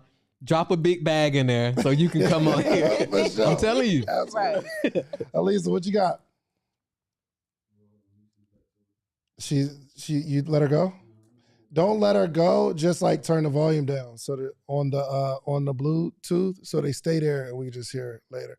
We'll bring her right back in. Okay, go ahead. Tell them more about the super chats, Marquel. Yeah. I was gonna say cause While we're waiting. Because like people you gotta understand, you can't continue to just extract. And I know Dave pours out a lot. Like as long as we continue to extract, you gotta sew in, right? So even if you like, hey, I can't drop 1,000 or I can't drop 5,000 or whatever, like drop what you can. So it's a seed. Like if you tapped into Dave, you know Dave is good ground, right? So you so into good ground, a brother who's always pouring out, so into that. Whatever you can do that because you see the work that this brother's doing. So absolutely, man, I appreciate that. Alisa, send us a text so we can get you right back on. I want to get into how we obtain clients because do the story real quick before we get into the client. Yeah. Thank you so much. For sure. So, this is such a good story too. So, there was a time I've always been nervous with like offers and stuff, but I have a skill set, and Marquel has a skill set, and that's my boy. And we was like, yo, we need to put together an offer. It was like a 8-week or something like that. It was a few weeks or whatever. And we were saying, okay, you're going to get this outcome. And some people signed up or whatever. Now, this one person, he signed up, but he didn't, I think he like booked a call or something like that. Mm-hmm. And for some reason, we were taking the call. I don't remember. It was years ago. So this guy said, I think maybe the offer was maybe $15,000 or something like that. So the guy is on the phone, he said he wanted to have a call with us, so we had a call. Yeah. And the guy's like, yo, I love it. I don't really have the money right now, but I want to get started. So Marquel was like, all right, well, we got like a funding option. How's your credit? I'm like, he's like, it should be good. No, he said, do you have a credit card? And at this point, I'm like, well, Marquel, he said he ain't had the money. You know what I mean? The brother said, yo, I ain't got the money right now. I'm just in a bad financial situation. Marquel says, hilarious. Yo, do you got a credit card? And he's like, I do got a credit card. And Marquel's like, well, how much you got on there? And then I'm like, all right, Marquel, let's just get a little personal. So he says it, and then Marquel's like, all right, well, we can start with that. It might be 5,000 or something. Hey, let me add this. So we're on Zoom. At this point, Dave turns his camera off. Not yet. Okay, go ahead. There was a point where I listen, my heart starts pounding because Marquel is going after this thing. Okay. So he said, he's like, yeah, I got a credit card. He's like, all right, bet. And I get excited, like, okay, great. My man got the card. So gives Marquel the card number and like put it in and it declines. Yeah. And he's like, oh, I put something on the card, so I don't got much money on the card. And I'm like, well, that's that. You know what I mean? We tried. He's just not right for the program. So Marquel, he goes in again. He's like, all right, well, how's your credit? At this point, I turn my camera off, okay? Because I don't want to be involved in this. I'm like, Marquel, he said he don't got the money. Then he said he got a card, but he maxed out his credit card. He ain't got it, bro. Like, it's over with. So Marquel's like, we can do some funding. How's your credit? He's like, I think it's cool. He's like, well, we got like this PayPal credit or something like that. Yeah. He's like, yo, just apply to that. Your credit ain't got to be like super good for that, but you might be able to get approved. He's like, all right, I'm with it because I'm hungry. I'm ready to do this. So Marquel sent him the link. I guess he does it, and he says, I get declined. So I'm like, all right, I've had enough of this. Look, Marquel says, no, yo, bro, we were not done. And this is years ago. Marquel was like, I don't know if he said it exactly this way, but it's how I took it. He's like, yo, you got anybody to love you? I'm like, yo, Marquel, chill, bro. He's like, yo, I could just ask my mama or something like that. And, all right, and now I'm like, all right, well, I might have like just got into the conversation somewhere. It's like, yo, man, well, just check it out. As soon as you're ready, we're going to be here. Shit was so uncomfortable. He was very uncomfortable. My anxiety flared through the roof. So the next day, Marquel calls me. And he's like, yo, bro, what's good? I'm like, hey, what's up? I'm still like, and when I saw him call, I'm like, this guy's just, I can't do this anymore. I can't get on another call. So Marquel's like, yo, remember the guy who talked to you yesterday? I was like, yeah, the dude that ain't got it? Yeah. Yes, I remember him. He said, yo, he called me back. He said he scraped together $2,000. You want to start with that? Now, the joint was like 15, 20, something like that. Yeah. I'm like, bro, if he gives us $2,000 now, it's going to take forever to get the rest of the money. I'm cool. He's like, yeah, my thoughts exactly. It's cool, no problem. So we hang up. A little while later, Marquel calls me back. He said, the guy is really, really excited. He wants to get started. He has $5,000 cash that he can put down as a down payment. I forgot whatever happened with the guy, but the moral of the story was, my thought was, yo, Marquel is putting too much pressure on this guy. And he seemed like young. But that was the pressure that kid needed to go do more than he would have actually done. Meaning, I was going to be doing this person a disservice by letting him off the hook. Marquel was like, yo, I want you, if this is something that you really, really want, you have to overturn every stone. And the cool thing is, I know Marquel and I know his heart, and he's helped so many people. His idea of help and my idea of help is just different. My help is, oh, well, I'm going to motivate you and encourage you. Marquel is like, yo, I'm going to pull the most out of you and cause you to do something that you wouldn't normally do. Now, I don't know whatever happened to this kid. But if this exercise of not having it, coming up with excuses, then I can get 2,000, he would not have thought of a way to get 5,000. Right. If it wasn't for this conversation. So, I'll never, ever forget that story. I'll never forget how I felt.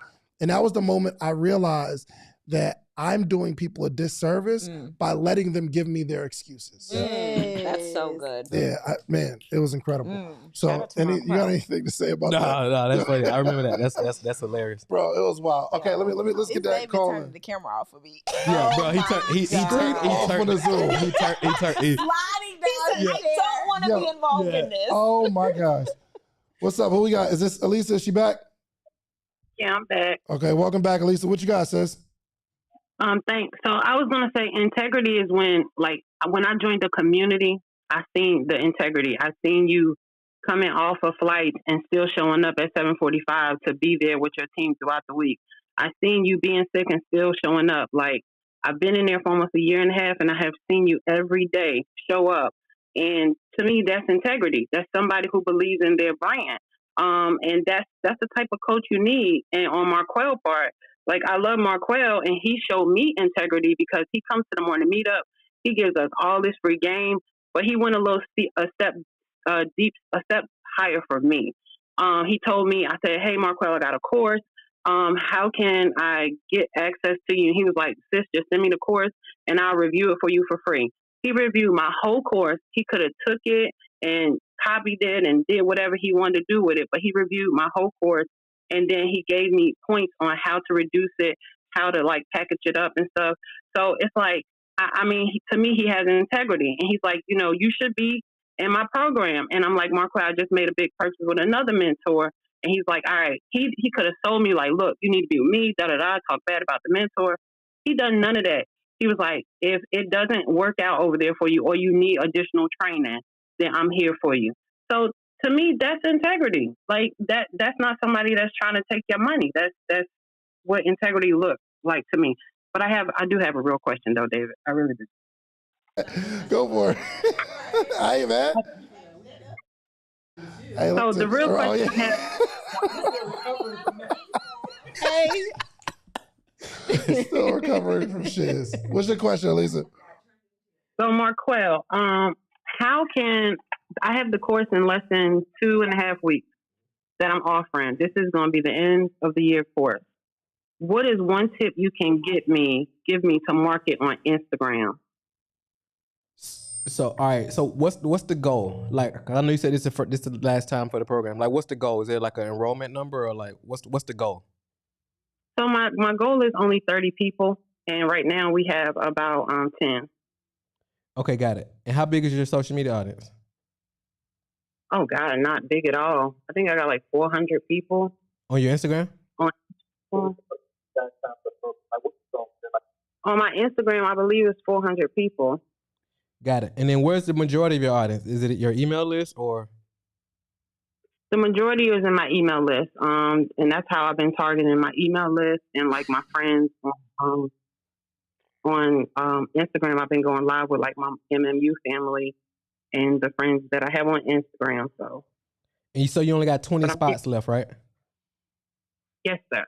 So, a couple things, and I'll definitely love to hear Monreal on this as well, because I know she crushes it in that space. So I think one thing, just like, is like leveraging just announce. I'm not sure how engaged. I mean, because you can have 400 followers and be doing bigger than somebody who got 20,000, right? So I think it depends on how engaged they are. And then, because you can do a couple things. So number one, you can obviously do maybe a video, maybe a live, some kind of image post, or a mixture of all three, just announcing to them, here's this thing you're doing. So like, for example, one of the things we did at our event, I had everybody in the room do this.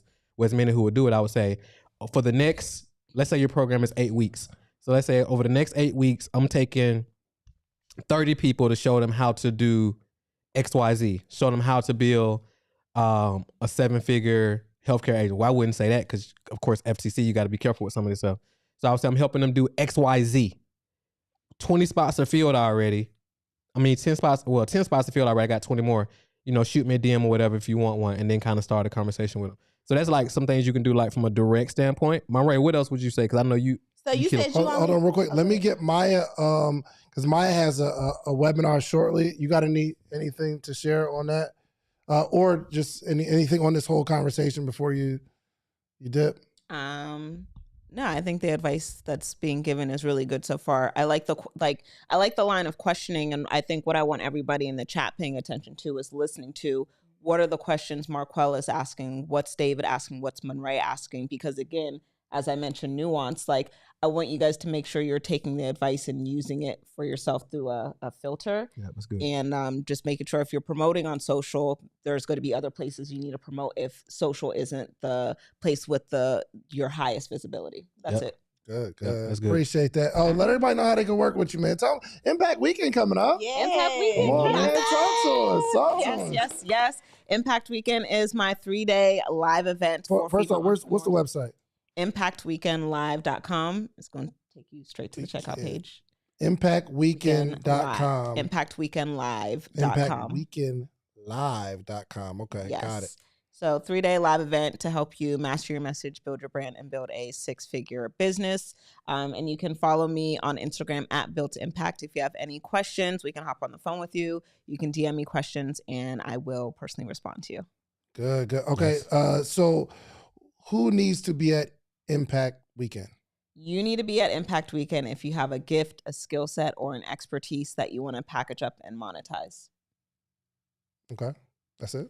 It's really simple. Listen, if you got a skill set and you want to make money online and you need help doing it, that's the perfect room to be in, especially because of the community. Like a lot of people say entrepreneurship is lonely, but this is the room where you're going to establish high quality relationships and be in the room with other people who are investing in themselves. Not just the friends who are giving you advice based on their feelings, but people who are giving you advice based on like, I'm also investing myself. I'm also putting in the work. I'm also reading books. I'm also listening to our coach. So you definitely want to make sure you're around the right people, because I'm sure you all can agree, like a large part of growing our business is having the right peers around 100%. us. It's everything. Cool. Okay. Thank you so much. All We right, appreciate thanks for you. having me. Take care, y'all. Take care. All right. Monray, what up? Yeah. So, Alisa, you said that you have 2 weeks left until your program opens. Is that what you said? Did she say? Lisa, she hung up? Oh, damn. All right. Hey, don't be hanging up, y'all. Okay. 2 weeks. Okay, cool. So the first thing, I wanted a little bit more feedback, but girl, I got you in the comments. Okay. So the first thing I would say is you need to know like what's the numbers you need to reach, right? Like I like to work in fact, not feeling. So if you need 20 more people, I want you to go look at those 10 people that you converted. How many website visitors did you actually get so you can know your conversion rate, right? So once you understand how many people we need to reach, then we can kind of map that out and say, because if you were still on the call, maybe they can call it back or whatever. But I could have mapped this out on the board and said, okay, if I need to reach 1,000 people, now I can look at my Instagram analytics and see realistically how many people can I reach in this time frame, right? And so I would reach these 1,000 people hypothetically with some type of launch event. Do an IG live launch. This is the first launch that I teach my clients.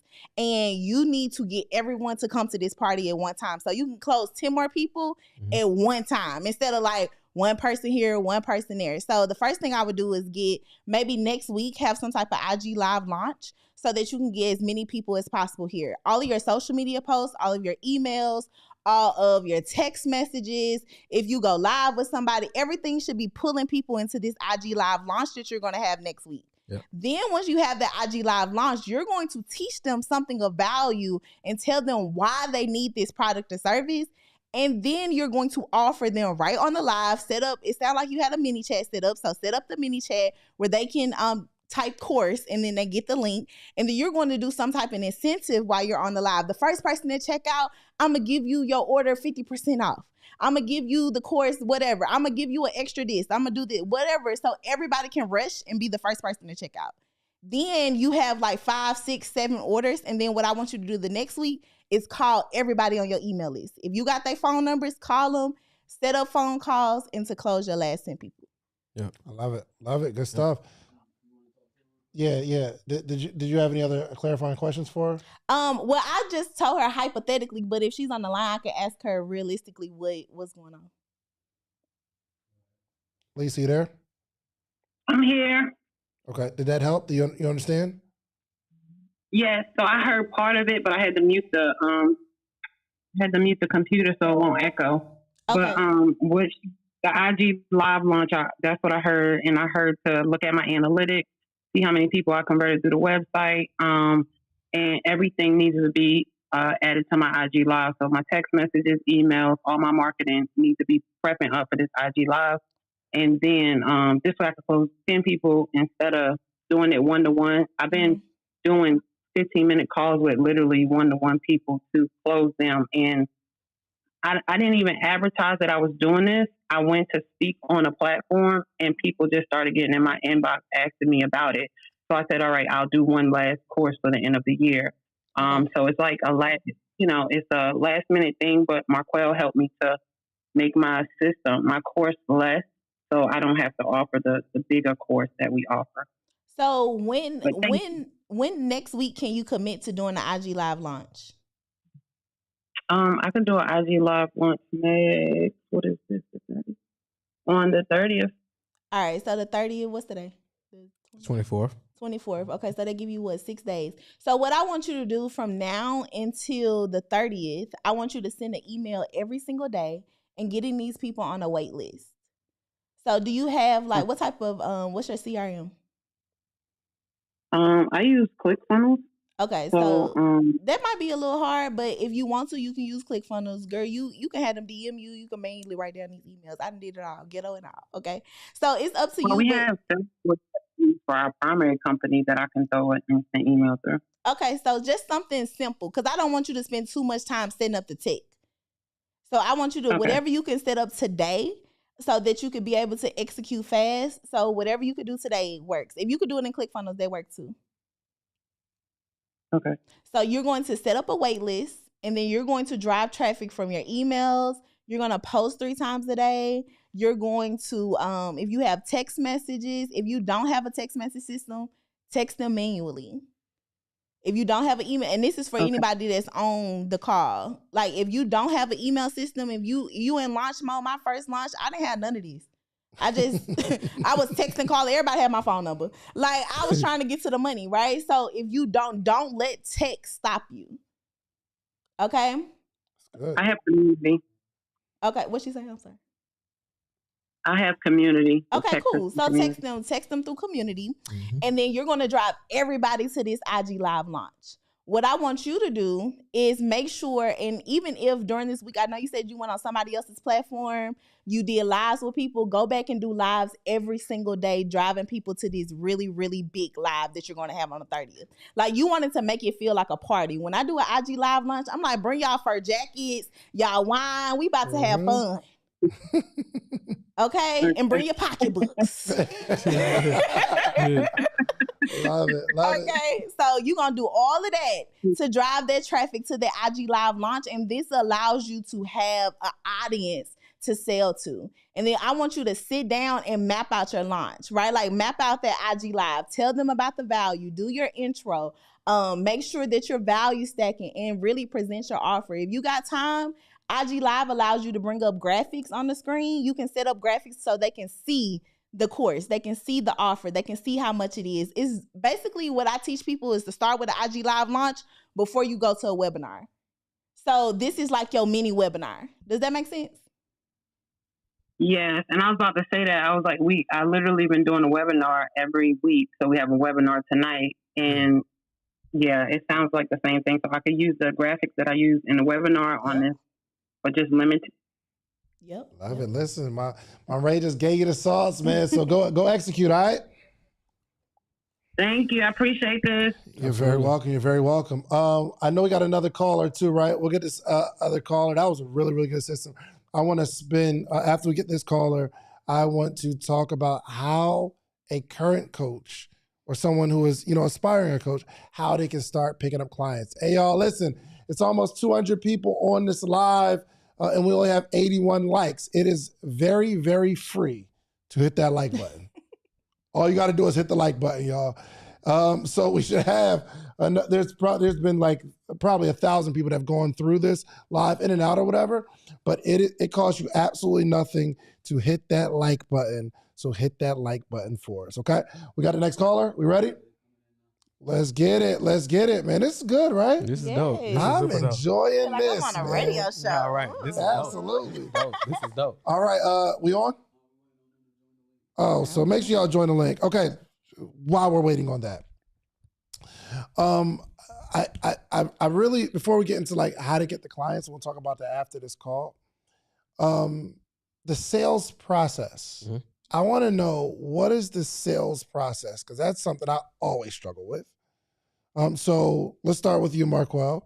What is your sales process? You have an offer. Yeah. How do you get people to buy this stuff?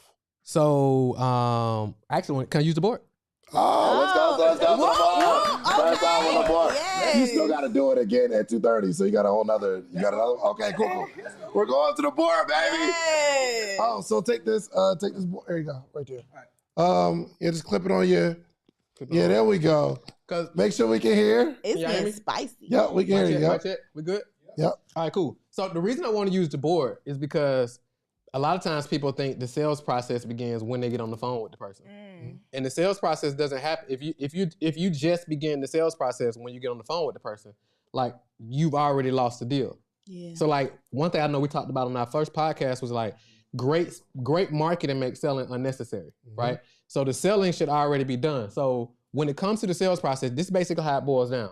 So if somebody taking notes, I would tell, so write down frames, beliefs, something like BELIEF, feelings,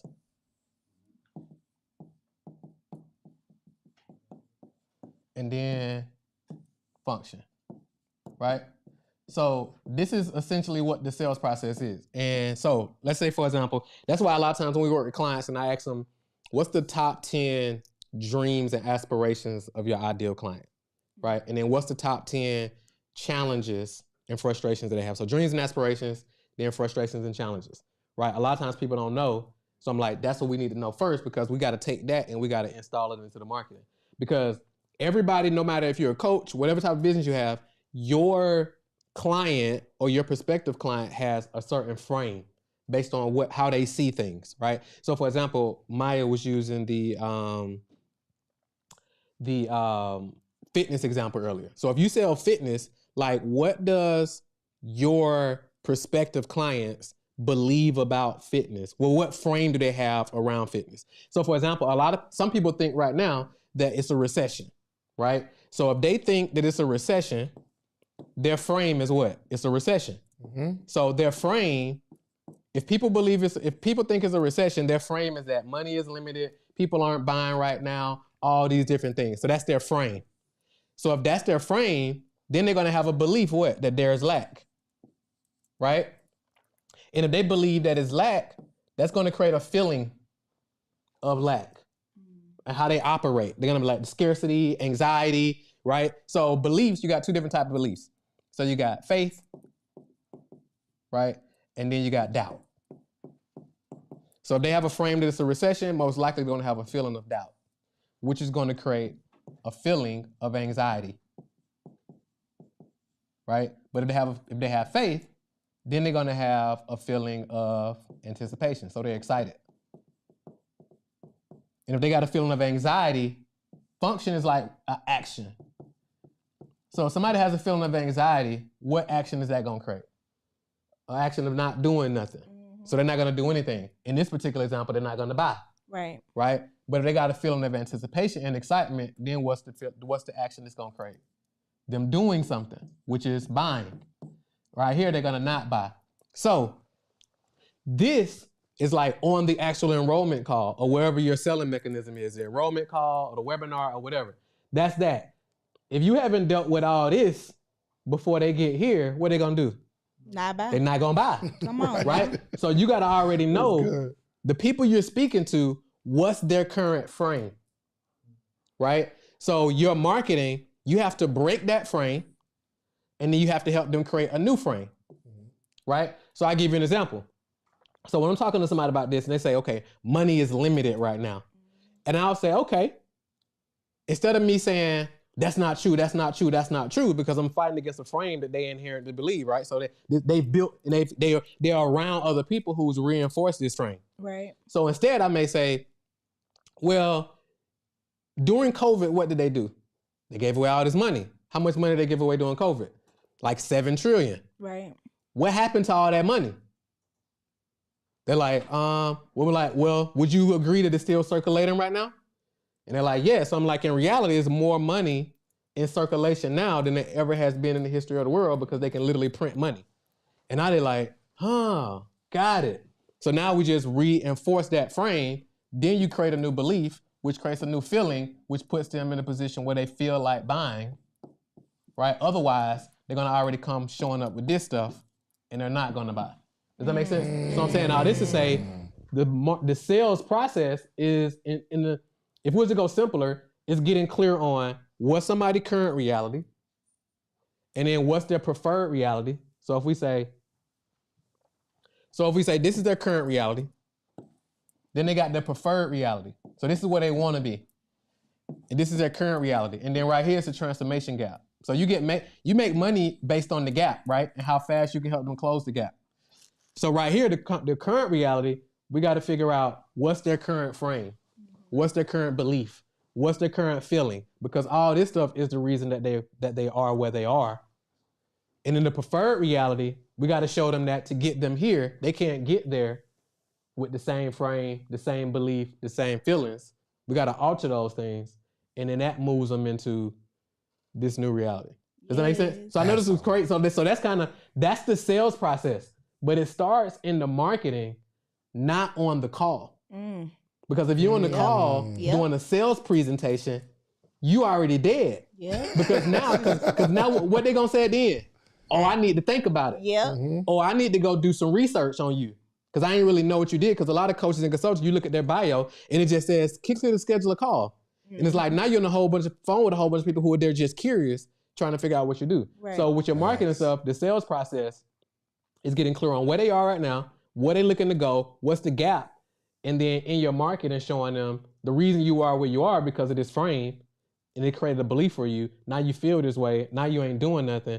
That's why you're overweight. That's why you're not making the money you want in your business. That's why you ain't launched the podcast yet. That's why, and the list goes on. That's good. Go crazy. Hey, throw some fires in the chats, man. Throw some fires in the chat. I love it. Appreciate that, man. Oh, shouts out to Super Chat. Somebody, I think your family done pulled up because when they put, first off they gave $50 and they put CAU. So okay. I love it. Okay, we got another caller. What we got, Zoe? Yo, can you hear me? Yes, we can. How are you? All right, absolutely. I'm great. This is CEO Japonica or JP. I was trying to take notes while I'm driving. I had to pull over. Please don't take notes while you're driving. She said she had to pull over. Hey, I'm over here operating on 2 phones. I'm like, hey, somebody's I'm either going to hang up on y'all or I'm going to have to hit the replay. So I forgot this was live. But I appreciate everybody for tapping in. My question is real quick. I'm really curious about just your experience with short-form video content when it comes to marketing. So what challenges have, all 3 of y'all, if you want to answer this, what challenges have you faced and how has it impacted your coaching effectiveness. Good. Yes. Her question was, what have we experienced in marketing? Right? So when it comes to short form video content. What have we experienced in marketing with short form video content, correct? Yeah. Okay. I've experienced and also how creating it short has form video content and stopping creating the content because some of the content that I put out didn't get the reaction that I thought it should. And I didn't get the engagement, and I didn't get the likes, and I didn't get the love that I thought I should get. So I stopped. But I realized I've also been on the side of, I go through this process where I'm creating content. I don't get a whole lot of engagement when I post it. But according to the body of work, as I keep creating, if the 20th thing that I created about this topic or this campaign that I'm doing, if the 20th piece starts to go and people are loving it, they go back to the other 19. Yeah. And it's the other 19, it's the first one, second one, third one, the one that I thought wasn't getting the results that I thought I should get are the ones that cause people to buy because they say, yo, I went and watched the body of work. Yeah. So that's something that I experienced. It was just like an internal struggle that I had to get over. But now I'm not posting for an immediate result. Yeah. I'm posting to create a body of work or a catalog so that people will say, I trust you. Yeah. Yes. So, and the beautiful thing is like, just to tie back to what you just said and what we just did on the board is like, as they're watching that content, you're creating those new frames because now they believe what you believe. And now when they show up, they're naturally going to buy because they now believe what you believe. That's good. That's good. So, I mean, with us for short form video content, it's a part of our marketing system. Like that is how we get the first part of our sales system. System is visibility. Like if enough people can't see you, then enough people can't pay you. So I need a lot of people to see me, right? Good. So I use short form video content, but I have to take the emotions out of it. Like I produce a high quantity, so I'm not emotionally tired. Yeah. Like if I was only producing one video a week and it took me 2 hours to edit it, 2 hours to stand there and record the video and then post it, then write the caption, then I would be emotionally invested into it. Yep. But instead I put 90 pieces of content out, so I'm not emotionally invested. Yep. And so when some do well, some don't, some go high, some go low, then I know that that's just how the internet works. Yep. And so that's kind of what my experience has been. Yeah, I agree. And my experience, I would say, has been our most authentic stuff works best. Because I was talking to a guy the other day, and he was like, he gonna put out a viral video. And I'm like, well, that ain't how it works. You know what I'm saying? Like, you don't, because you don't know. Like, some of my stuff that done took off, it was like, oh, weird. Wow, they like that? You know what I'm saying? So it's crazy. So one thing that we did was, earlier this year, we hired a team who came in and did like all the fancy editing, because I saw a lot of people doing the fancy editing stuff. So it was like cutting in the B-roll, all different type of stuff. And like everything tanked. Yeah. Right? It was like, I'm like, wow, that's interesting. So I ended up firing them, and then we just went back to our regular stuff, whether that's me on stage, me just in the camera, not real whole bunch of real editing and that type of stuff. And it actually outperformed that. Yeah. So when we just went back to our regular stuff. Yeah. And I think a lot of people don't know that there's different types of content for different results. Yeah. Right? Like you have content that you create for visibility. I have content that I create for nurturing. I have content that I create strictly for conversion. That makes sense. So when I'm doing my educational content, I'm talking straight to the camera and it's a fancy edit. I need you to trust me, so it needs to look nice. Yep. It needs to look produced because you about to pay me some money. Yep. So that is used for conversions versus I'm just dancing, trying to go viral. That's just you. I'm just trying to capture you and my honey so you can come over here. That makes sense. I think it's another thing we need to pay attention to is studying communication. Sometimes the thing just won't convert because you were talking too fast. Yeah. Or you were talking too slow. It's true. Or you just didn't get to the point fast enough. Very true. Right? So it's the information might be good, but you're delivering it in a way that people can't receive it. Or you got all the sales tactics and strategies and all that kind of stuff, but the information ain't good. Right? So I think you really, really got to work on your ability to communicate the idea. And so when we do ads, we keep in mind a bunch of different people. There's somebody who wants to get to the point and they want to know how much it's going to cost and what it's going to do for them, period. There are some people, they want to know, okay, how is this going to help the greater good of the world? We have to talk to the person who wants to be a celebrity or a star. Yep. We got to talk to the person who wants to be philanthropic. We got to talk to the person who wants to live this lifestyle, right? We learned this in network marketing, right? Yep. There's 4 different type of people. It's that super aggressive, high charge, give me the money, money, money. Then you got the people that they want to know that the outcome is going to make them lit. Yep. And they're going to have a whole bunch of friends. Yep. And it's going to be a party. You'll be in a Lambo too. Yes. And then it's going to be the people who want to serve the whole world. What is the greater good? Okay, I'm going to get you this result, but you know what you're going to be able to do with this result? You're going to be able to tithe more to your church. You're going to be able to do more for the homeless or whatever that cause is going to be. And there are some people that need every single detail, but in a 60-second video, you can't give every single detail, but you got to answer the questions that you know they're going to have because they're automatically in a negative mindset, meaning you got to hit the stuff that you know they're going to have a negative idea about in the very beginning. Yeah. So we do a whole bunch of different stuff for a bunch of different people who are a bunch of different viewers. So that's how we create campaigns for our ads. Yeah. So that makes sense. I hope, did that help you? Did that help out? Shouts out to I Daydream. They're actually here and they gave the 9 night. That's what's up. Right. I saw Six Figure Spot Chick who was on the first live. She done gave a super chat. It's a bunch of super chats here. Who else we got in here? Is that Jade? Jade Lambert Smith. Okay, you and your boo last name together. Period. With the super sticker. Period. That'll represent. Shouts out to everybody that's giving super chats because we are going to be investing in youth entrepreneurs every single month. Okay, so do we have another caller? We good? Let's get another caller in here. Okay, we got to get clients, y'all. We have to talk about how the heck do we get clients.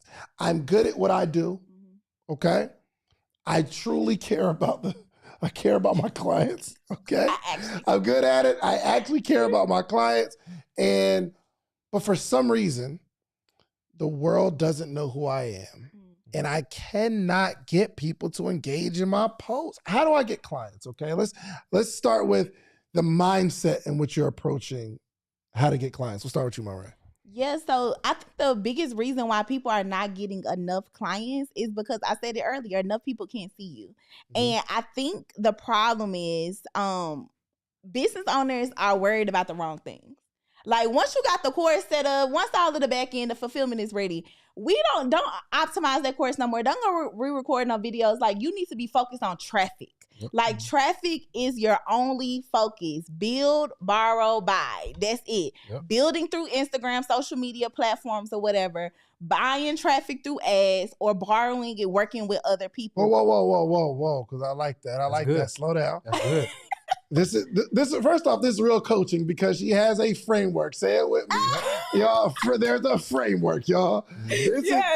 Yo, oh my gosh, this is so good. And it just rolls off. So she said this a time. Oh yeah, I preach this. Yeah, for sure. So some people are just they got a result themselves. Yes. They go out and do it. They do well. Yes. And then now they want to coach. But I like the fact that you're putting this in a framework that anyone can follow. Yes. So give me your framework again and break it down a little more. So the first step into customer journey is visibility. You have to be seen. Before you can nurture, a lot of people go straight to the purchase, straight to the fulfillment. Before you can get them to purchase or you can give them the experience or the community, they have to see you.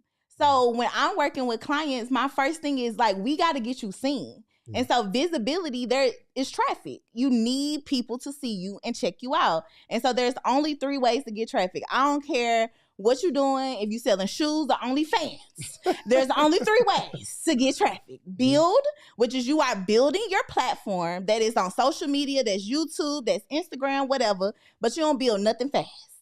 So building does take time.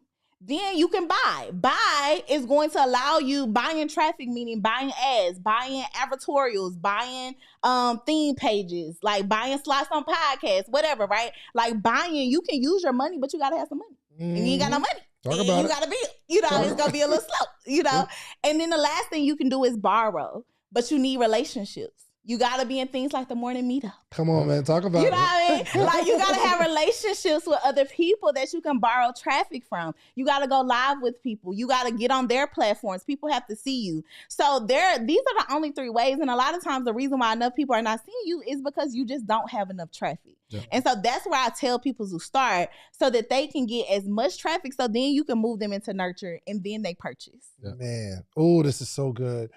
And like, for instance, they are borrowing my audience on YouTube right now. Right. But it wasn't that they called and asked me. I called them. Yeah. And the reason that I called them is, one, they've been in the game. So I know they know what they're doing. Two, I know multiple people who have gone through their programs or they are their coach and they got results. And they've been doing it for a while. So once I start thinking about, who can feed the audience that I have? I'm like, oh, this is a no-brainer. Monray, Marquell. These are, well, first off, I call Marcus Rozier. And so y'all are the first people that I called, right? Like literally the first people. Marcus couldn't make it because he was out of town, wanted to spend time with his family. I mean, shout out to Marcus. I know. Shout out to Marcus. Trying to be a real man. Why would you do that? Got lots to say. So irresponsible. But these people I know have receipts and customers who have receipts. Like your clients actually have receipts. So I don't feel like it's a no-brainer to let them borrow my audience because I know they'll take care of it. So there are a lot of people that ask like, let me get on the podcast, let me do this and that. But bro, you may have got some receipts yourself, but what about the people that you've taught? Yeah. You know what I mean? Like 100%. I had a conversation with somebody like, tell them, I was on live with somebody and I was like, well, give me an example of all, you got all these clients. Give me an example of them becoming successful. Right. And he couldn't give me an example. Yep. You feel me? He couldn't give you one. It started out with, I have hundreds of clients. I'm like, that's what's up. Congratulations, which means you're a good marketer. Yep. But if they don't get results, if you can't pull somebody out the hat and say, but this person, look at this person. Yep. Look at their receipts. Look at this person. Yeah. Their receipts. And you all, listen, I've gotten receipts. I got stuff from both of y'all.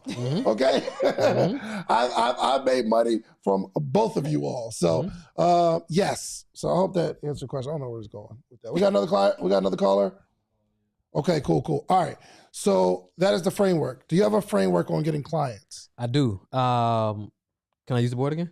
Okay. Oh, use the board, Marquell. Marquell ain't his bag today. Period. Oh, you need a mic real quick. Actually, before you do that, because I want you to go live and hold that in 10 minutes. Because around 10, 20, 2:25. Yeah. I want you to go use that. Okay. So, have you ever struggled to get clients? Let's talk about this. Let's go into story mode real quick. Have you ever struggled to get clients? Yeah. And when you were struggling to get clients, why were you struggling? Because I didn't really understand.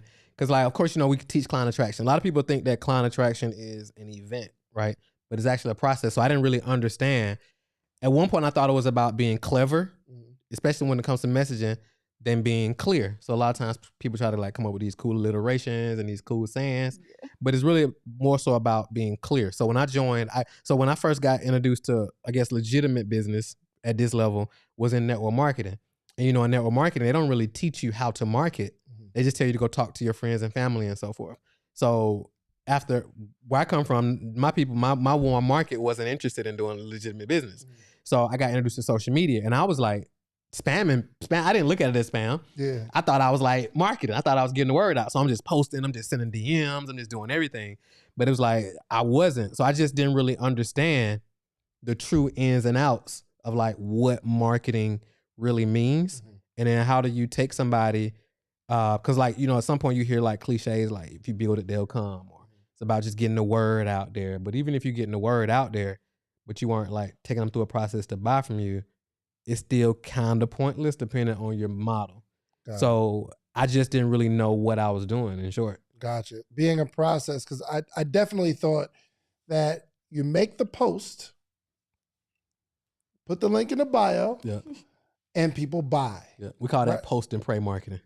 Post and pray marketing. Post and pray marketing. Yeah. Which I think it got a lot of people fooled because over the last couple of years, you can post and pray. They're gonna hit that link. Some people. There was a lot. in this space, if you can be articulate with your words, if they got the money and you got an audience, you got some followers, you make a post and they buy. It was like that for a couple years. For some people. Yes. I think on the internet, since we're in this bubble, it seemed like it's more that are winning that actually are. Mm. And it's more that can actually pull something off like that actually can. But in the grand scheme of things, especially when you like start having these conversations with individuals, you start seeing it's not as many people winning that it may look like in social media. So it's some people who can do that, but it's more people who can't do that. Yeah, facts. You know what I'm saying? Okay. So you've struggled. Yes. Why did you struggle? I feel like I struggled because I wasn't clear.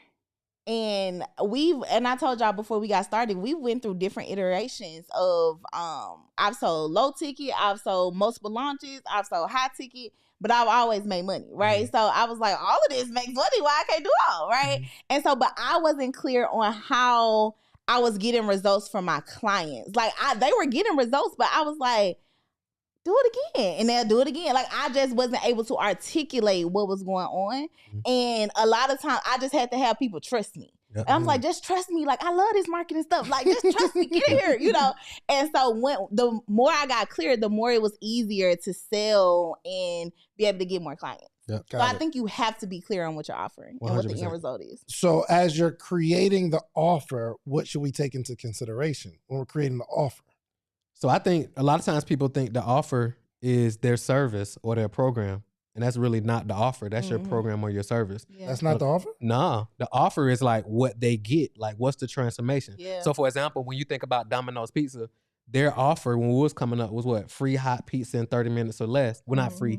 Fresh hot pizza in 30 minutes or less, or you get it free. Yeah. That was their offer. Their offer wasn't really pizza. They weren't selling like the best pizza in the world. Yeah. They were selling fresh, hot food fast. 30 minutes, yep. And you know what I'm saying? That was their offer. Huh. Yeah. McDonald's don't sell burgers. They sell fast food where you can pull in the drive-thru. Right. You get your kids something, you get you something, and you don't got to cook. You've been working all day anyway. Right. That's really what they sell. They ain't selling like, but if they really sold food, like when nobody be eating McDonald's. Right. It's the end result. It's the transformation. Yes. Dang, I never really thought of it like Walmart. That. Walmart sells the cheapest stuff.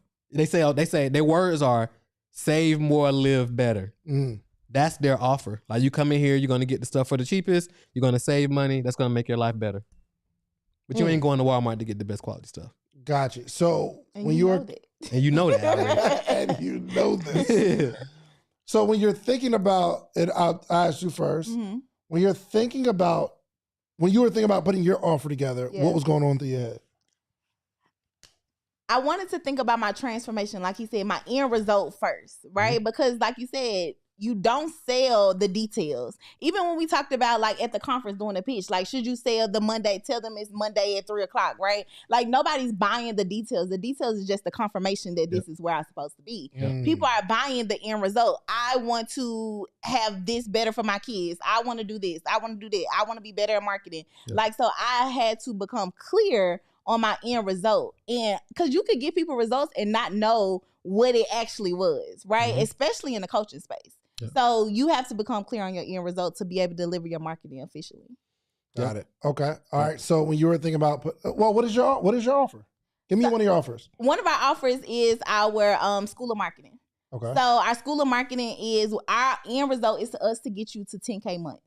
Okay. Period. Yeah. Gotcha. And what comes with that? So the details of it is you have coaches. We have 2 bi-weekly sessions, right? Where you come in, you get to learn more. We have adjunct professors where they do content, ads, all the things. You also go through challenges every month. So we're challenging you to make 1K weeks, then move you to 2K weeks, and then 3K weeks. So we go through a coaching program so that you can get to the end result.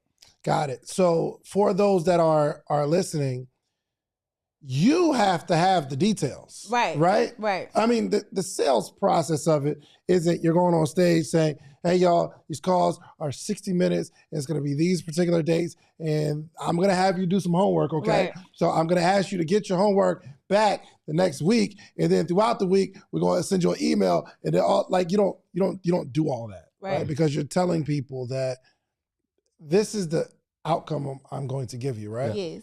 But it is the responsibility of the coach to work out all these details. Right. It is yours. Like that, I think that is the hardest part of creating an offer. It's the details and thinking through, okay, how could the ball get dropped? Yep.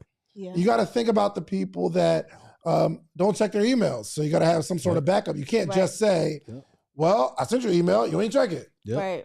Yep. You have to know that some people are going to miss the email or it's going to go to spam. So we do that and a text message. Okay. And like, there's certain things that we have to think through.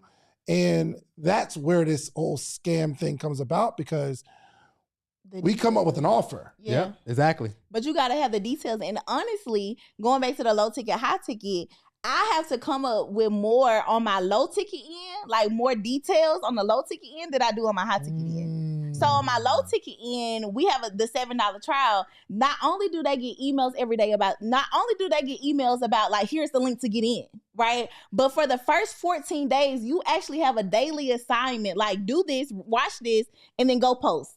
Like, we have to make sure that you stay engaged. Now, also during those 14 days, I got an email every day. I got a text message every day. You get a DM on Instagram every day. Every 3 days, our person calls you to make sure you still here. Like, I have to do more on the low ticket side than I have to do with my mastermind clients, because they making money and they're busy.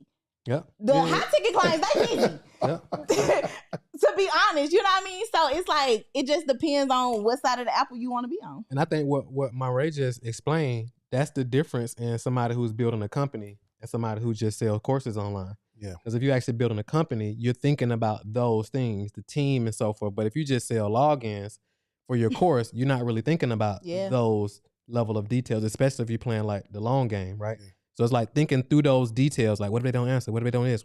How do we do this? How do we set up that? You know what I'm saying? So all that's super important. Gotcha. And it took time. Yeah, and it takes time. We did this same thing last year, but I didn't think through all of those things. And now you have to, that's why you have to do something for a consistent period of time so you can know where to optimize. Yep. And I was able to see, last year when we had our trial, they paid in one place, the course was in one place, the community was in another place.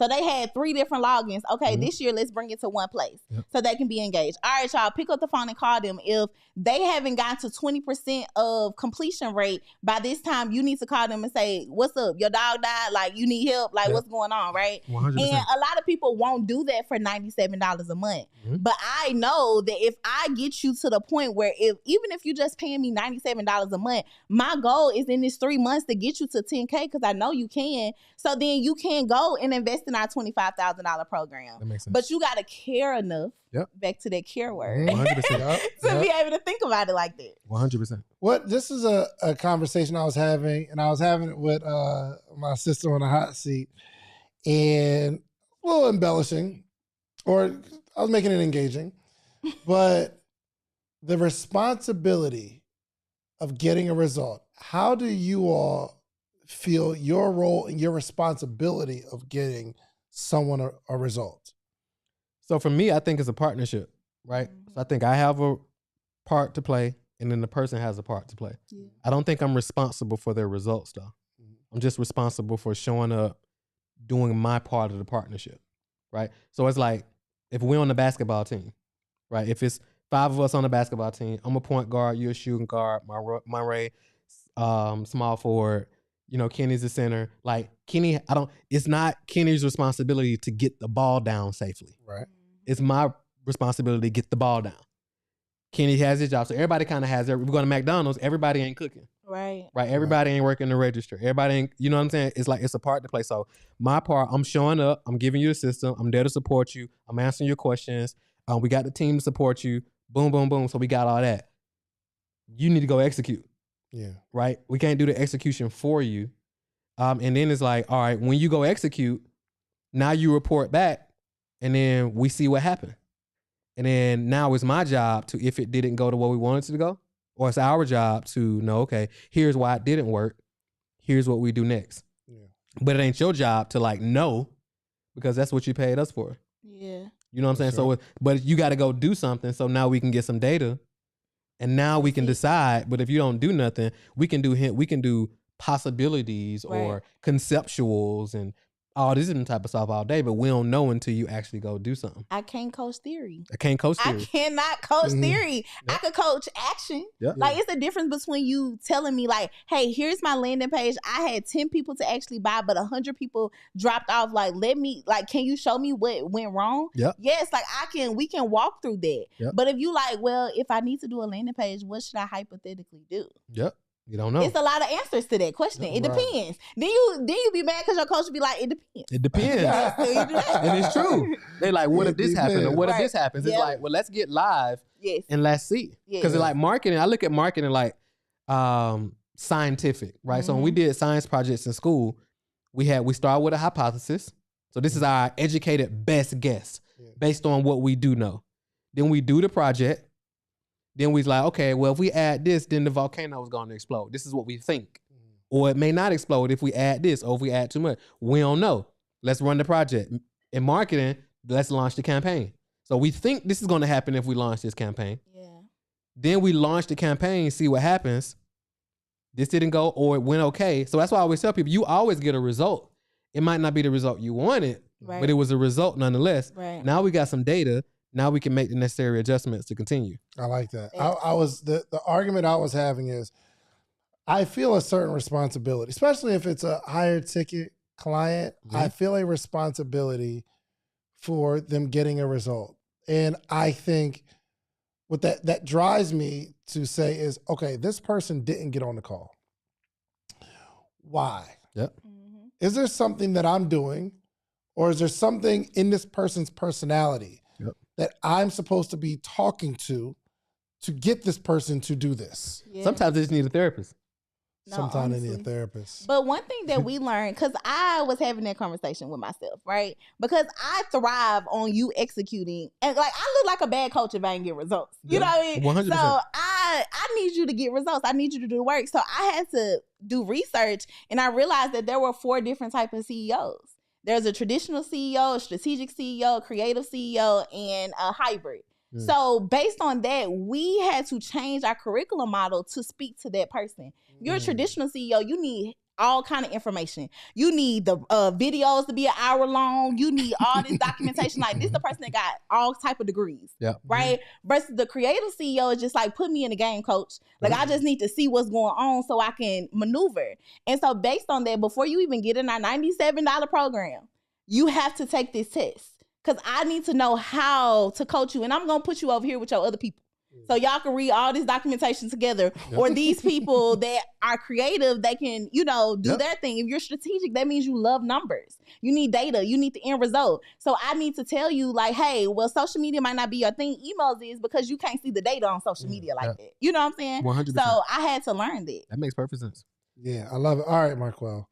What? Talk to me. We can go to the board. Let's go. It's time to go to the board. Yeah, take this mic real quick, Marquel. Take this mic real quick. Take this mic. All right. So this came from the question of, okay, how do I get more clients? And Marquel has a framework. And first off, Marquel got mad frameworks. I got mad frameworks. Okay. Period. I got mad frameworks. All right. So talk to us. So I call it. So it's like the client attraction flywheel, right? So it's like, I ain't the best. I'm not an artist, but y'all just go with me, right? So if we look at it this way. So the top of it is captivate. And the beautiful thing I want everybody to catch is like when you watch or listen to people who are successful, it's certain principles, right? So captivate, this is where you capture their attention. I know Monray was saying visibility, right? Same principle. So captivate. So captivate is like, it's a couple different ways to captivate. So I know Monray she was talking about her campaign earlier, and they got the P-Valley hook. They like, oh, she on a pole. So it's like, that's one way to do it, right? So that may not be your personality, right? You don't got to do that. Dave has his way of doing it. I got my way of doing it. But I think the most powerful way to do it in this phase is being authentically you. So some people think, well, you got to show a Lambo. You got to show the big house. You got to do all this. That works if that's your personality, but that wouldn't be authentic to me. Right. But I know that is how some people do it, and that's okay. So you got captivate. And then once you captivate their attention, then you want to capture. So you want to capture it. So ideally, so let's say, for example, you captivate them on Instagram, and then ideally you want to capture them and maybe get them on your email list. So now you can actually own this asset. So just in case they shut your Instagram down for whatever reason, you now building an asset, right? So now you capture. Now they've given you permission to like market. So I'm not sure if what camera I'm supposed to be looking at. Yes. So I'm just looking at y'all. There you go. I'm just looking at, okay, I'm right there. Okay, bet. There we go. So capture. So now we capture their information, the name, email, phone number, and then we go to cultivate.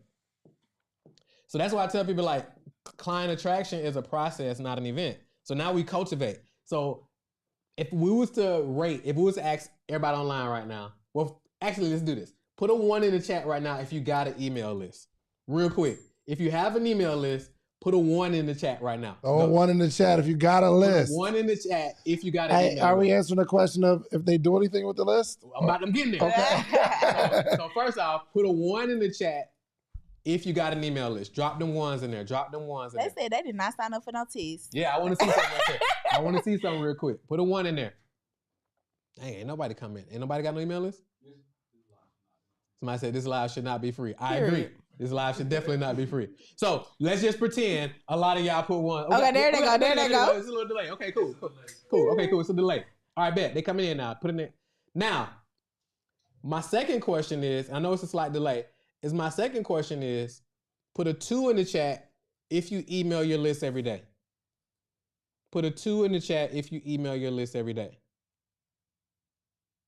So most people, even if we said once a week, most people don't email their list with any level of frequency. Facts. Right? But they'll go to a Monterey or me or Dave and be like, I need more leads. And it's like, well, you got leads, you're not communicating with them. And then sometimes people say, well, I feel like that's going to be too much. I feel like it's going to be spammy. Right? So I ask them, I say, okay, and I'll use the ladies for example. I say, ladies, let's say you out in the mall and a brother walk up on you. You're looking good, smelling good. He hitting all the check marks, right? Yeah. And you give him your phone number. And then you don't hear from the brother for a week later, 2 weeks later. Like, how you gonna feel? You gonna be like, you ain't gonna be with it, right? Right. But imagine if he check on you later on. Yep. And then the next day he just touched bases. He ain't trying to close the deal or nothing yet. He just nurturing.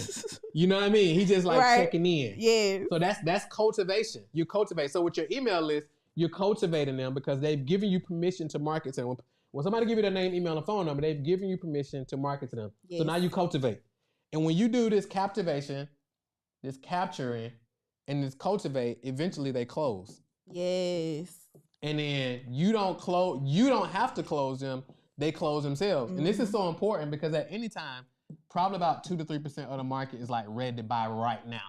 But a lot of times people aren't doing this stuff. Yeah. And then they're missing out on this other 97% because they like, well, these people ain't serious. Right. And it's like, no, it's not that they're not serious.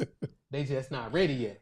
Yeah. So you got to be in front of them with your content, with your podcast, with your IG reels, with your stories, with your live streams, with your emails, with your texts, with your events, all that to be cultivating. And when you do that, now when you close somebody, now you can use that for testimonials to use into captivation, which leads more into capture, which leads more into cultivate. And then his wheel just continues to spin. Come on, flywheel, period. Let's go. Y'all gotta stop playing with him. Man. Yo, somebody just asked interesting question too. I saw it come through. They said, can you ask Marquel, what are the key components to creating a framework? What are the key components to creating a framework? So what's the key components to creating a framework? That's a great question. I don't think I've never been asked it. I don't even think you can, we got to fix that. I don't think you create Reese. I think it comes based on your system. Yep. Like you got to do something a lot and get results a lot. And then it's like, oh, this is how I can systemize it and make it simple. Yep. Right? Like a framework is nothing but simplifying the action that you already do. That's great. But so you have say to that actually do it. Say that again. You got to know that it works. You said a framework is simplifying the action that you already 100%. Yeah. But the key is like, I think, so that's the key component. Yeah. Like doing a thing over and over and over again until you create a system for it. So you can see the outliers. Like the framework really builds itself. That's true. Yeah. Because the cool name you put on it or whatever, right? It's like, that's just thing to help her. But at the end of the day, like you said, that makes perfect sense. Right. So like the things is all C's. That helps people remember it. Yeah. Right. but you still have to go through this process. And I guess you built it like, hold on, first off, I captivate them with this content, whatever. Then I got to capture their content. I have to capture them somehow. Yep. But you got to be doing the thing. This goes through phases of experience, because I'm sure there's a way maybe you're creating content or whatever, or you're creating an offer and you're like, dang, this offer ain't really captivating. People ain't really feeling it like that. But then you're captivating people. It's like, okay, well, I don't got no way to get the information. And now, okay, I got all this information, but why aren't they buying? And you're like, oh, well, I'm starting to see over a period of time, I've been cultivating this audience, and these are the people that I can actually close. But that's why I'm just so leery of new coaches that it's new success, and new is relative, of course, but new success, and now I'm a coach, but the only problem is you've only been a coach in a hot season. Yep. It's true. You know what I mean? Bro, I didn't seen, and y'all have too, y'all seen the ups and downs of the economy. Y'all have seen changes in presidents. You've seen the world is afraid because something's going to happen. There's rumors of war, and there's all this stuff going on. And we've also been through the winter, spring. It's hot outside. People on vacation. They ain't worried about no coach and all that kind of stuff. It's cold outside. New Year's coming. This is how we operate in New Year. But you can't get none of that until you've been in the game for it. That's why the best business coaches aren't the ones who like win all the time. It's like the ones that done took some L's. True. Like, cause if they haven't never taken an L, you don't know what to do when it doesn't work. So like, that's when coaching really happens. It's like when the thing that you asked them to go do doesn't work the way we wanted it to work. Now what? And if you don't have the skills, cause you've been there, done that, you don't know how to analyze the data, you don't know none of that. It's like, now you like, well, it usually works. Yeah. And y'all better really be careful what y'all ask God for. Because if this is what you truly call for, he going to make you take them L's so you can feel it when your client get it. You know what I mean? 100%. Like, it's different. It's different. It's so true. Oh, my God. It's so true. I want to be selfish for a minute. Okay. And I want to get your brains on this thing. We got Podcast Summit coming up. We got Podcast Summit coming up next year. Last year, this past Podcast Summit, it was incredible. And we're fighting a fight because there are other podcast events, and literally, this is no exaggeration, 2% of the people in these events look like me. 100%. And one of them, I walked around, I'm like, bro, this information is just so light. I'm not enjoying myself. It's not, we push community in ours. So last year was amazing. But this year, we're looking to double the numbers. So if you all were on my marketing team, I need to know. First, I'm going to start with Monterey because she always got a campaign for something, a creative campaign. All right, bro, you got to wrap your Tesla like a microphone. And then you got to jump out of the car. And then That's it right there. So talk to me. You are on my marketing team. Yes. Give me my consultation. Okay, I done paid you your bread. Okay. Okay. How much money we got, baby? How much money we spending? Okay. Well, I retained your services. That's my first question because I go. Let's talk about why you're asking that question. Okay. Well, why I ask that question is because I could go off the rails. Like I can do a lot, right? But don't get me there. You need a helicopter. Okay? Hear me out. Hear me out. It's time. We need to buy a whole jet. And I'm going to tell us how we work it out. But first is you need to know how much money you can spend and what the end result is. I think that we should look at what went right last year to get the people there. Yep. So was it some type of launch? Was it some type of event? What happened so we can at least meet the numbers we met last year? Yeah. And to attract the new people, what was the results that these people walked away with? Right. Okay. So no, this is a coaching session. Okay. So slow down. This is not hypothetical. Oh, he like this. Okay. Listen. Break. Show me the camera. Listen, guys. Listen. I'm taking a moment to be selfish. Hopefully y'all get something from it. Okay. You might be wanting to do an event too, but this is my time. Okay. This is my time. Okay. So Last year, yes, David. Last year, I got a start late. I got started late. I think one thing we do well is it's not speaker driven, it's information driven. Mm-hmm. So I'm not the person saying, hey, come because this group of people's coming. I'm not good at like selling the people, right? I want you to come for the information, so it doesn't matter who's there. Right. I'm telling you, these are going to be the outcomes. So I want to, I did that, but people did want to know who the speakers were, so I did that a little late. Mm-hmm. We had about 750 people there. Okay. We did it in Miami.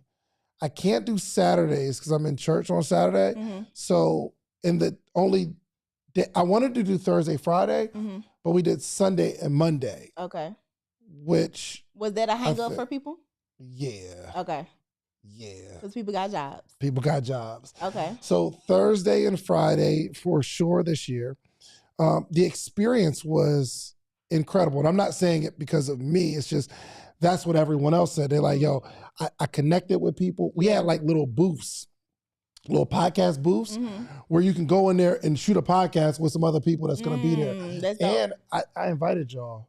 Okay, and I told y'all to come. Did you come? Nah, it was last minute. I didn't know until last minute. You know, I promoted it though. 100%. Yeah, it was last minute. That's why I was about to ask you, when is the date for the next one? When is the date for the next one? I don't know, Marquel. Okay, you have no dates yet? Well, it's gonna be July. I'm looking at a Thursday and a Friday in July. Okay. Should it be around July 4th? I don't know, but I don't really mind either way. But a Thursday, Friday, July. Because we did Sunday, Monday last year. Okay. I got late on different podcasts. I was on that train really late. There are podcast magazines that I could do advertising on. I got on that really last minute. Do you feel like you have enough people in your community or your communities that you can touch to get your numbers? Well, I would say people, yes. But this is a very niche event. You have to want to do a podcast or have a podcast. You know what I mean? Yeah. So they've proven a model where there's thousands of people that want to start a podcast and have podcasts and stuff like that. Right. So yeah. But me personally, I don't know if I have enough. I don't know if I have 2,000 people that are in podcasting or interested in podcasting. I don't know. I don't even know the right answer to that. Because I want to say yes and I want to say maybe. No, you can jump in, Marquis. So the question you asked was, the last question you asked was, do you have enough people in your community to get the numbers? Community or adjacent communities? Yes, 100%. Oh, yeah, for sure. Yeah, so there's no need for like super cold traffic is what I'm saying.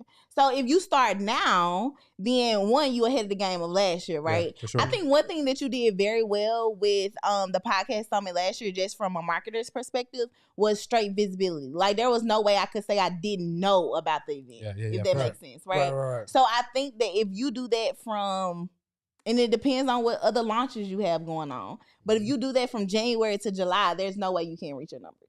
Like, especially if you are in front of other people's communities that you know. Yeah, for sure. Gotcha. So everything needs to be kicked off and selling by January. For sure. Yeah. You know what? One thing is my hang up. I buy last minute. Mm-hmm. You know what I mean? So I'll be thinking. You not the masses. So far out. Yeah. Like, there's an event next week in Atlanta and I still didn't get the ticket. But I've been talking about it for a month. Yeah. Right? Like, I'm going. You but I ain't got my ticket. So, so I don't know. So you're saying launch the tickets January and be running that joint till July. Yeah. Mm-hmm. Like, and you may have depending on your launches. And I don't know how this will be a good thing to know, but what type of CEO you are, because based on that, it depends on how you plan, right? Mm-hmm. So if you're not really a planner, you a filler, right? Like I feel like we should be talking about this now, then we should probably plan and lay it out on paper, right? Yeah. Because you can know like what weeks and what duration of weeks that you can really talk about Podcast Summit and what we should be talking about more in the meetup, or when we should be talking about this based on the 6 months. Because you may not can spend 6 dedicated months only talking about this summit because it may not be profitable enough. That's true. That makes sense. All right. Come on, give me some more, man. I gave you 20,000. No, that's good. That's good. What are you? Is there an offer at the event?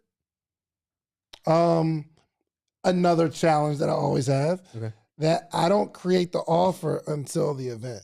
Got it. Because I'm thinking about like where I am in my life, what I can give without killing myself, but being immensely valuable for people. Yeah. So I think in terms of strategy, and it kind of speaks to something my Ray said earlier. I think because I always say like the goal determines the strategy, right? So it's like the goal determines the strategy. Yeah. Okay. So is this an event for overall community building and just visibility, but not necessarily need to generate revenue from it? I need to generate money on the So ticket you gotta sales. have an offer. Yeah, on the ticket sales. I don't or care on the back end. I would love for this year, because last year wasn't. I would love for this to be profitable on the front end. Okay, got it. How profitable? Yeah. I mean, I just don't want to lose. I would like it to be more. Well, break even is not losing, Right? but Yes, it is. it still is though energetically. So it's like it's like if you say, okay, I make 50,000 on the front end from ticket sales, like is that okay? ROE, return on the energy, and ROI that you put in to do this. Or if you're like, hey, I'm okay just making this, or I'm okay just breaking even because I know on the back end, gotcha, the number's gonna work. All right, so let's talk about how this event can be profitable on the front end. So that I want it to be highly I want to make, okay, we live, right? Yes. All right. All right. Good. Okay. I forgot. Right. I forgot. got into it. and did. It did. Let's say I want to profit 150,000 on the front end. On the front end. So the question is, my question would be, where did you get that you needed to sell 2,000 people? Yep. Like it was a feeling thing, like you just wanted to come out and see more people? Well, it's two part. Okay. One, the more tickets we sell, the more money we'll make, kinda, unless you're gonna challenge that. Yeah, But because two, the more tickets you sell, the more you gotta buy. The bigger the spaces get, the bigger the expenses get. yes, but when we have an offer, it's more people that will buy. Okay. But also Potentially. Yes, but also I want to be the biggest event in the space. Gotcha. Period. Yeah. So most of them are 1,000 people, probably max 2,000. And if I can bring out 2,000 people that look like us, we're killing all the other conferences. So is that You know what I mean? so is the goal? Yeah. So is the goal? Thank you. You must saw me looking for some money. So the goal. So again. So it's like, what is priority? ROI financially, and then being the biggest in the space, or is it biggest in the space? Then There's some good coaching, y'all. profitability. Yes. There's some good coach. These are the questions. Yes. Listen, if your coach is only telling you to post on Instagram, you don't got the right. You got to post more, make some reels. Okay, Right. you got the wrong coach. You gotta just go harder. You gotta go hard. You gotta get your mindset right. Gotta get your mindset right. Okay, so the question is, in order of importance, Yes. is it profitability, then being the biggest in the space? Yeah. What's the priority? Or is it something else that's priority? No, the priority would be biggest in the space, close second, Profitability. profitability. So yes. this goes back to the very first question Monray asked is how much money we got to spend. So like if you know, because have you already got like the building and stuff? You already know what you're gonna do with it? No. So those numbers gonna be super important because that's gonna help you determine, because a lot of times people just pull a ticket price out of the air. Yep. Yeah. And then when they pull this ticket price out of the air, At the end. yes, they ain't made no money because Yep. they priced their tickets too low based on the overhead of how much it's gonna cost to do the event. Yep. Mm-hmm. So like if you want to, let's say you want to double what you spend, Yep. so you would know, okay, I'm gonna spend 100,000 on this event. Yep. So if you like 100,000 divided by 2,000 is whatever that number is, right? And now you're like, okay, well, I'm gonna set my ticket price at this because I know I Right. want to make this. But again, sometimes people lose their shirt because they like, I'm gonna charge $100 for my tickets, and Gotcha. then They didn't know. they come in and the event, they lose their shirt and then they don't got no offer on the back end. Or that 100,000 was hypothetical. Right. Or that 100,000 hypothetical. Looking at, there's a difference between, I could charge somebody $500 for one person, right? Or I could charge two people $1,000, right? Yep. Like whatever. Yep. Like, but you need to know, you can make the same amount of money across the board. The ticket price can go up, it can go down, whatever. Yep. Because if you're trying to be, if the first priority is the biggest in the space, we need people. So we need a lot of people. The price got to be lower. If the price got to be lower, that means we need to have a building that can support all of these people, but it can't be that expensive. Like, because that's your cost gonna come from the space and it's gonna come from your AV, right? And so I know, like, with most CEOs, they are creative, so they don't want to spend a lot of time talking about the details, the planning. But I spend more time planning than doing, so that I can make sure when I do, I only got to do once. Got it. Okay. So I want to have 2,000 people. Okay. And my budget is 250,000. Okay. So for the entire event. For the entire event, ads, promotion, venue, because the venue typically isn't, the venue itself isn't the biggest expense often. You know what I mean? It's the AV and all the stuff that the hotel going to add. Oh, for sure. It's all that other stuff. And then the build out, then the lights, then production, stuff like that. So how much you spend on yours? We probably spent like around like 150. 150? Mm-hmm. Which is way more than, because it's like all the other stuff. Yeah. You know what I'm saying? What you spent on ads? Did you run ads? Yeah, we probably spent like 15 grand or something like that on that. We ain't spent total? We ain't spent a ton on ads. Oh, bet. Yeah. Okay. But it was like, it's all the other stuff, right? It's the AV. It's the hotel, the plus, the rooms plus, for the people. it's the team. Yeah, for sure. It's all that other stuff, right? Got it. Okay. So I'm telling you, coaches, my budget's 250,000, including your fee. Okay. Okay. let's put that in there. Okay, including your fee. Stop me up first. So, and I want to have 2,000 people.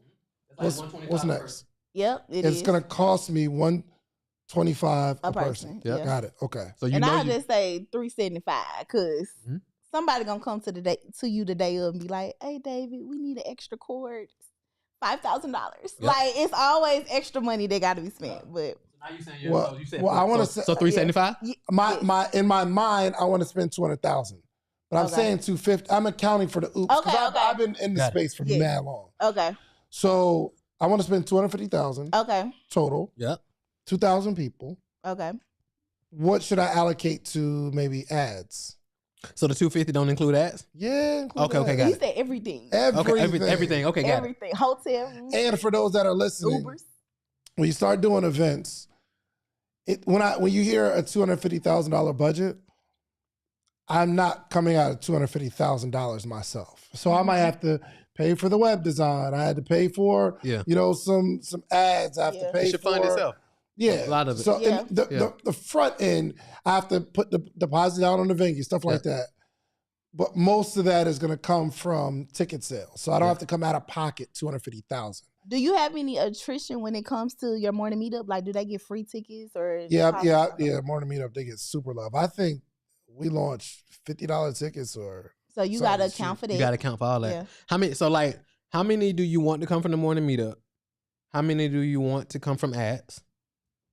Right. Majority from ads and just people knowing. If I had to say ads, I would love for 50% to come from ads. So 1,000. Another 20% coming from morning meetup and 30% just an organic push. Okay. From, we do podcasts, we do collaborative, stuff like that. Do you have addresses? People's addresses? Mm-hmm. That's a great question. Why is that a good question? Direct mail, right? Yeah, we do direct mail. Word. You don't do direct mail? Who does direct mail? We do direct mail. Market us. Yeah.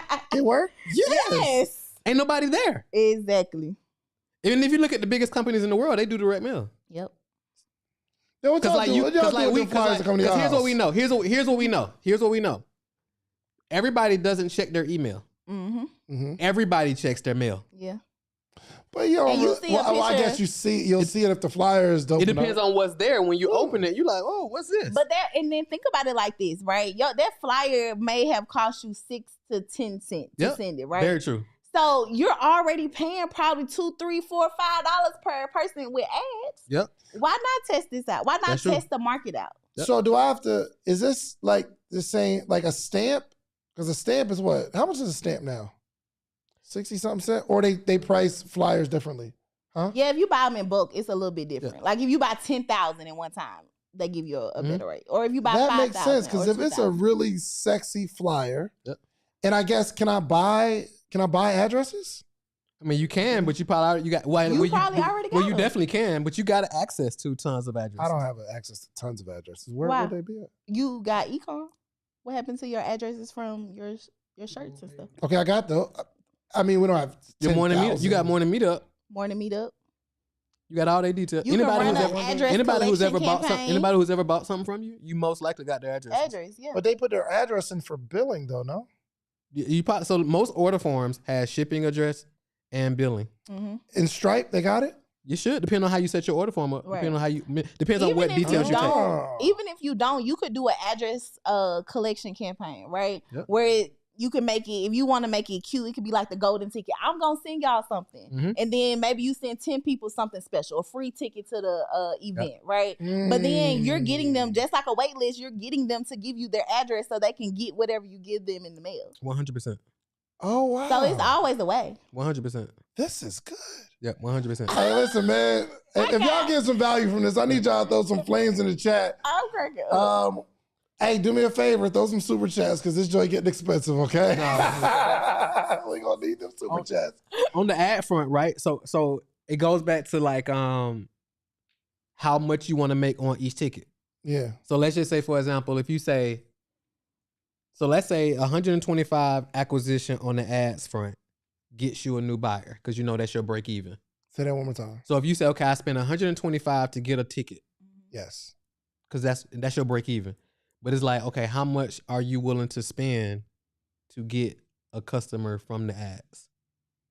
How much am I willing to spend to get a customer from the ads? Yep. So the event is already costing me $125 per person. Per person. But I shouldn't spend more than $125. Yeah, if you don't, if it matters that you break even on the front end. I don't want to break even on the front end. I mean, you want to make money. Yeah. How much you want to make? Like I want to make $150,000 off the 100. I want to make you want to make 150,000 total. Got total. it. So Yes. let's just say for simple math, let's say you was like, hey, the max I want to spend to get a customer from ads is $75. Yeah. Let's just throw that number out. Okay. So that means you make 50 on each one, so to speak, right? Probably a little bit more because you do different options as well because you do like VIP and For things like sure, that. for So sure. all those things come into account, right? So I think it's going to be about knowing those economics. So like if you say, okay, I'm going to spend 50. Based on the math, he can spend no more than $75 to acquire a customer. Right. You get what I'm Why? saying? So because basically if you want to be profitable. So if you like, I want to get 1,000 of those at $75, you like, I need to spend $75,000 on ads. Give me the math that you got. So you because if I'm profitable by $50 per person times 2,000 would yield me. Oh, Yeah. The people who take VIP and stuff, that's just gravy. right. But we just basing it based on the base break-even ticket, $125 per person. Because like you're gonna charge more than $125 per person, Right. Yeah. because $125 is your break-even. And then if you spend 75 on ads, then 200 is your break even. So then charge 300, 350 for the ticket or more. Got it. Okay. So how do y'all feel about sales? Like discount it. But you know in your mind, Yeah. if you go anything under them $50 tickets you giving the morning meetup, you eating that Hey, cost. Morning Meetup, I love y'all. Okay. Y'all gonna get at least at cost. It gotta be $200. Yeah, at least. Okay. Okay. All right. This is good. So mail outs. Yeah, for sure. You're saying you would go on a mail out campaign. Yeah. Mhm. And it's that not like a converts one. for y'all? Yeah, 100. And we typically do. It depends And on how what do we you do. know? Huh? How do you know that worked? So the way we do it is like we have like a whole different. So we pretty much duplicate the funnel that we're using. So now we know exactly The traffic. They come the traffic that we're getting from this. So they'll still be going to the same. XYZ, but it'll be the same site, but it'll just be a different one. So now we know all sales that came from this direct mail campaign. But you can't make the same site Why not? Yeah, you just can. duplicate Just it. Whoever change your the web UCL. builder is, all they doing is duplicating this entire funnel. Okay, so let's say it's xyz.com is the name of the event. Yep. If you have xyz.com on the mail out, But you wouldn't put the website. You would put a QR code or something. So Yep. when they scan it, it go to Yep. whatever. Oh, or you could make it a different website, right? Yeah. Yeah, if you want. And then you know everything that came from that 100%. website. And it might back end, it might be the same. Yep. But front end is just okay. Yep. God, y'all really And you don't want to do like a one-off. So typically, I don't know how y'all do y'all. We Yeah. typically do. Sometimes we may do how we get closer, then you ramp up the frequency. But just base level, you never want to. You want to do it at least in threes. So you may send out one campaign this week. Then the next week it's another campaign. Yeah. Then another week it's another campaign. And you think about it's the same thing as what you think about the way you think about emails, the way you think it's just another avenue. 100%. And so what we do the same thing. We segment. And then the closer, if they start engaging, even the first few, I'm not talking about the actual event. I'm talking about the launch. Yep. So if I'm doing a launch event, a webinar, a live, whatever, to launch these tickets, I'm just driving traffic to that. And then I'm going to retarget you and sell you on the offer that you just heard on the launch. For sure. Got it. And let me ask you this: how many tickets y'all sold at the last one for this year? 750. So you already sold 750. No, How many? Hold on. I'm saying, how many did you sell? How many tickets did you pre-sell for this year? I didn't. Oh my god. Man, that's crazy. Yeah, that Why is they crazy. was on that So, high? don't be They talking was to me like that in front of my excited. friends. He said, "Oh my god." So did y'all even offer pre-sale tickets or no? Let's go to another question, bro. Yeah. Here's yeah, that's crazy. Here's a deeper question because you're my brother. Who are you the brains around all this, or do you got somebody else who's kind of Yes. taking the lead on some of this stuff? I am. Yeah, so I that's have an event manager who also thinks marketing. I'm talking about in the marketing stuff. Like who can really, because like you doing a lot on a day to day. So I can understand why sometimes you do stuff late because you got a lot of plates you spinning. So it's like on the event side, somebody else should be taking the lead on a lot of different stuff. You shouldn't have to think through all of this. On the marketing. None of this stuff.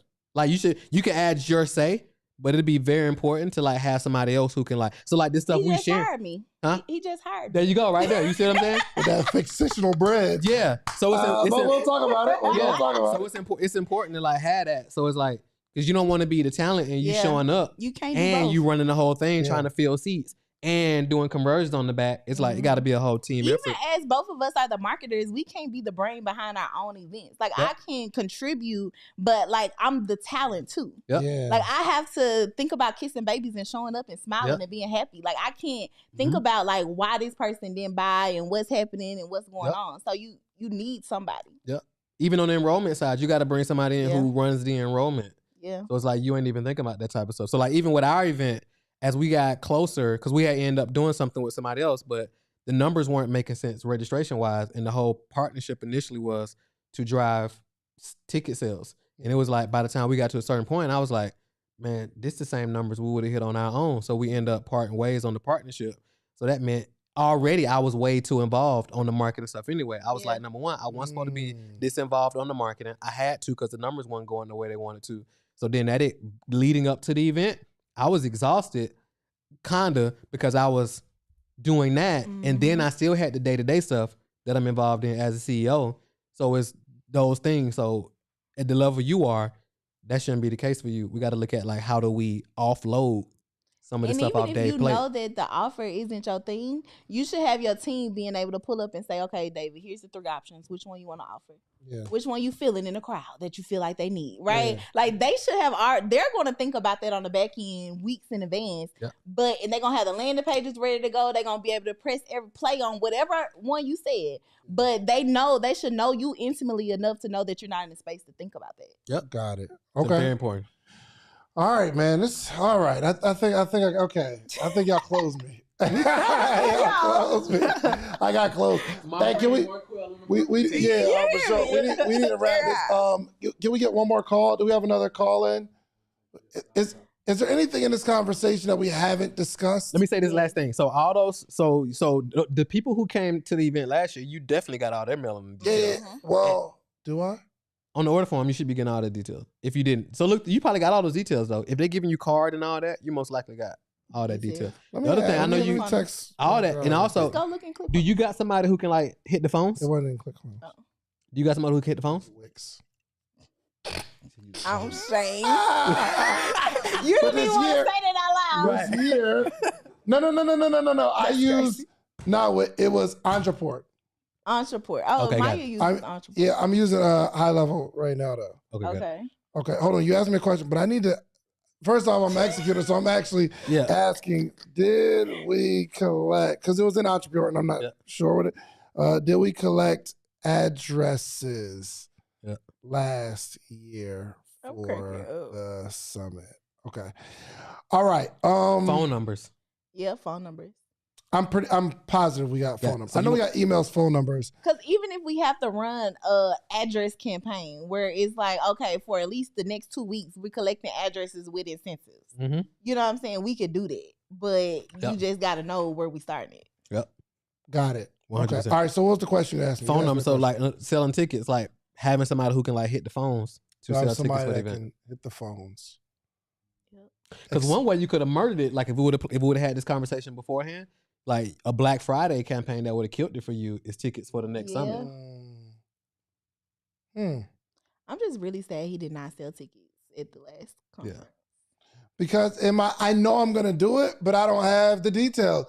So and so wanted the details. And it's like I need the date, the venue, the No, you could have sold the tickets without all that. But I knew we were gonna do it in Atlanta for sure. You could have been like, hey, it's gonna be in Atlanta around July. I don't really got all the details. However, by the time I do get all the details, these tickets gonna be twice the price. Yeah. So at least lock in your spot now. Dang, that's good. And then you'd be like, worst case scenario, if that conflicts with something you got going on, then we'll figure that out. But like lock in now if y'all want this experience times 10 next year. Gotcha. Explain the person taking the calls. You do that? Mm-hmm. Explain that and how I look for that person. You go ahead. Yeah, so we have people. You saying what's the question? What do you? So just explain what they're doing and how someone gets to call us. So no, they should be calling them. Yeah. So your closer or whatever you want to call them, they should be calling a list and nurturing them. So you at high level, so they literally can have a funnel of people that they can be calling. There's outbound sales for the tickets. Yeah. And hey, David told me to hit you up. They don't have to close them the first call. They could just call them and say, hey, you was at the conference last year? Tell me how it was. Girl, it was lit. Like, they need to put them back in the mind space. Like, it was lit. I met my best friend. Like, girl, we got the conference coming up in July. How much you pay somebody for that? It depends. So you can do a base plus commission. Mm-hmm. Or depending on the person, it might just be a killer and you can go straight commission. Commission, yeah. But if you hire straight commission, I hire like 10. Hire? I hire a lot because they fall off. Oh, yeah, for sure. 100%. 100%. Everybody ain't no hustler. Because most people can't eat what they kill. Mm-hmm.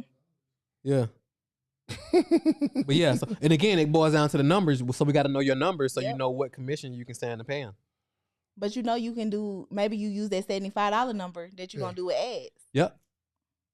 So I can pay you up to $75 per ticket you close. Per ticket. Right. Gotcha. Okay. Oh. Okay. 100%. Oh man. All right. This was good. Golly. You getting that sauce. Right. Hey, listen. We gotta do a marketing segment every month or something like that. 100%. This is good. Yes. So, shouts out to everybody that got super chats, man. We pinned y'all. Shouts out to everybody that joined the membership. I'll be talking to you all throughout the week in our community. So YouTube actually has a community, and we're building that out. Yes, sir. Let me say this: it ain't too late to do a Cyber Monday for Podcast Summit tickets. You got a landing page already. Yep. Well, it was an Entreport, but Monday. Cyber Monday. Today, Friday. Mm-hmm. Yeah, you got time. If I got the team to do it. You got the team. I don't. Why? Why not? I don't. Bro, you're David Shands, right? Bro. Can I get? Sometimes I gotta remind you who you are, bro. I get a website built? Why do you have to? Why you can't just have a checkout page? That's it. All you need is like they know what the summit is. Checkout page. That's it. Go get the ticket. This ain't nothing new. Post a video from last year. Y'all coming to this? That's it. Something like morning meetup. Hey, y'all get your ticket now. Yeah. Instagram. Everybody. Boom, boom, boom, boom, boom. Yeah. Have a little checkout page. That's it. That's it, bro. I need to have a little checkout page. You can easily sell a few hundred tickets on Monday. Right. From the people that especially the people that already experienced it. Yeah. and who didn't experience it, who missed it. Now they got 8 months, especially for those planners. Now they got 8 months to prepare for it. Yeah, you already introduced it. Yeah, but you can drop that Monday.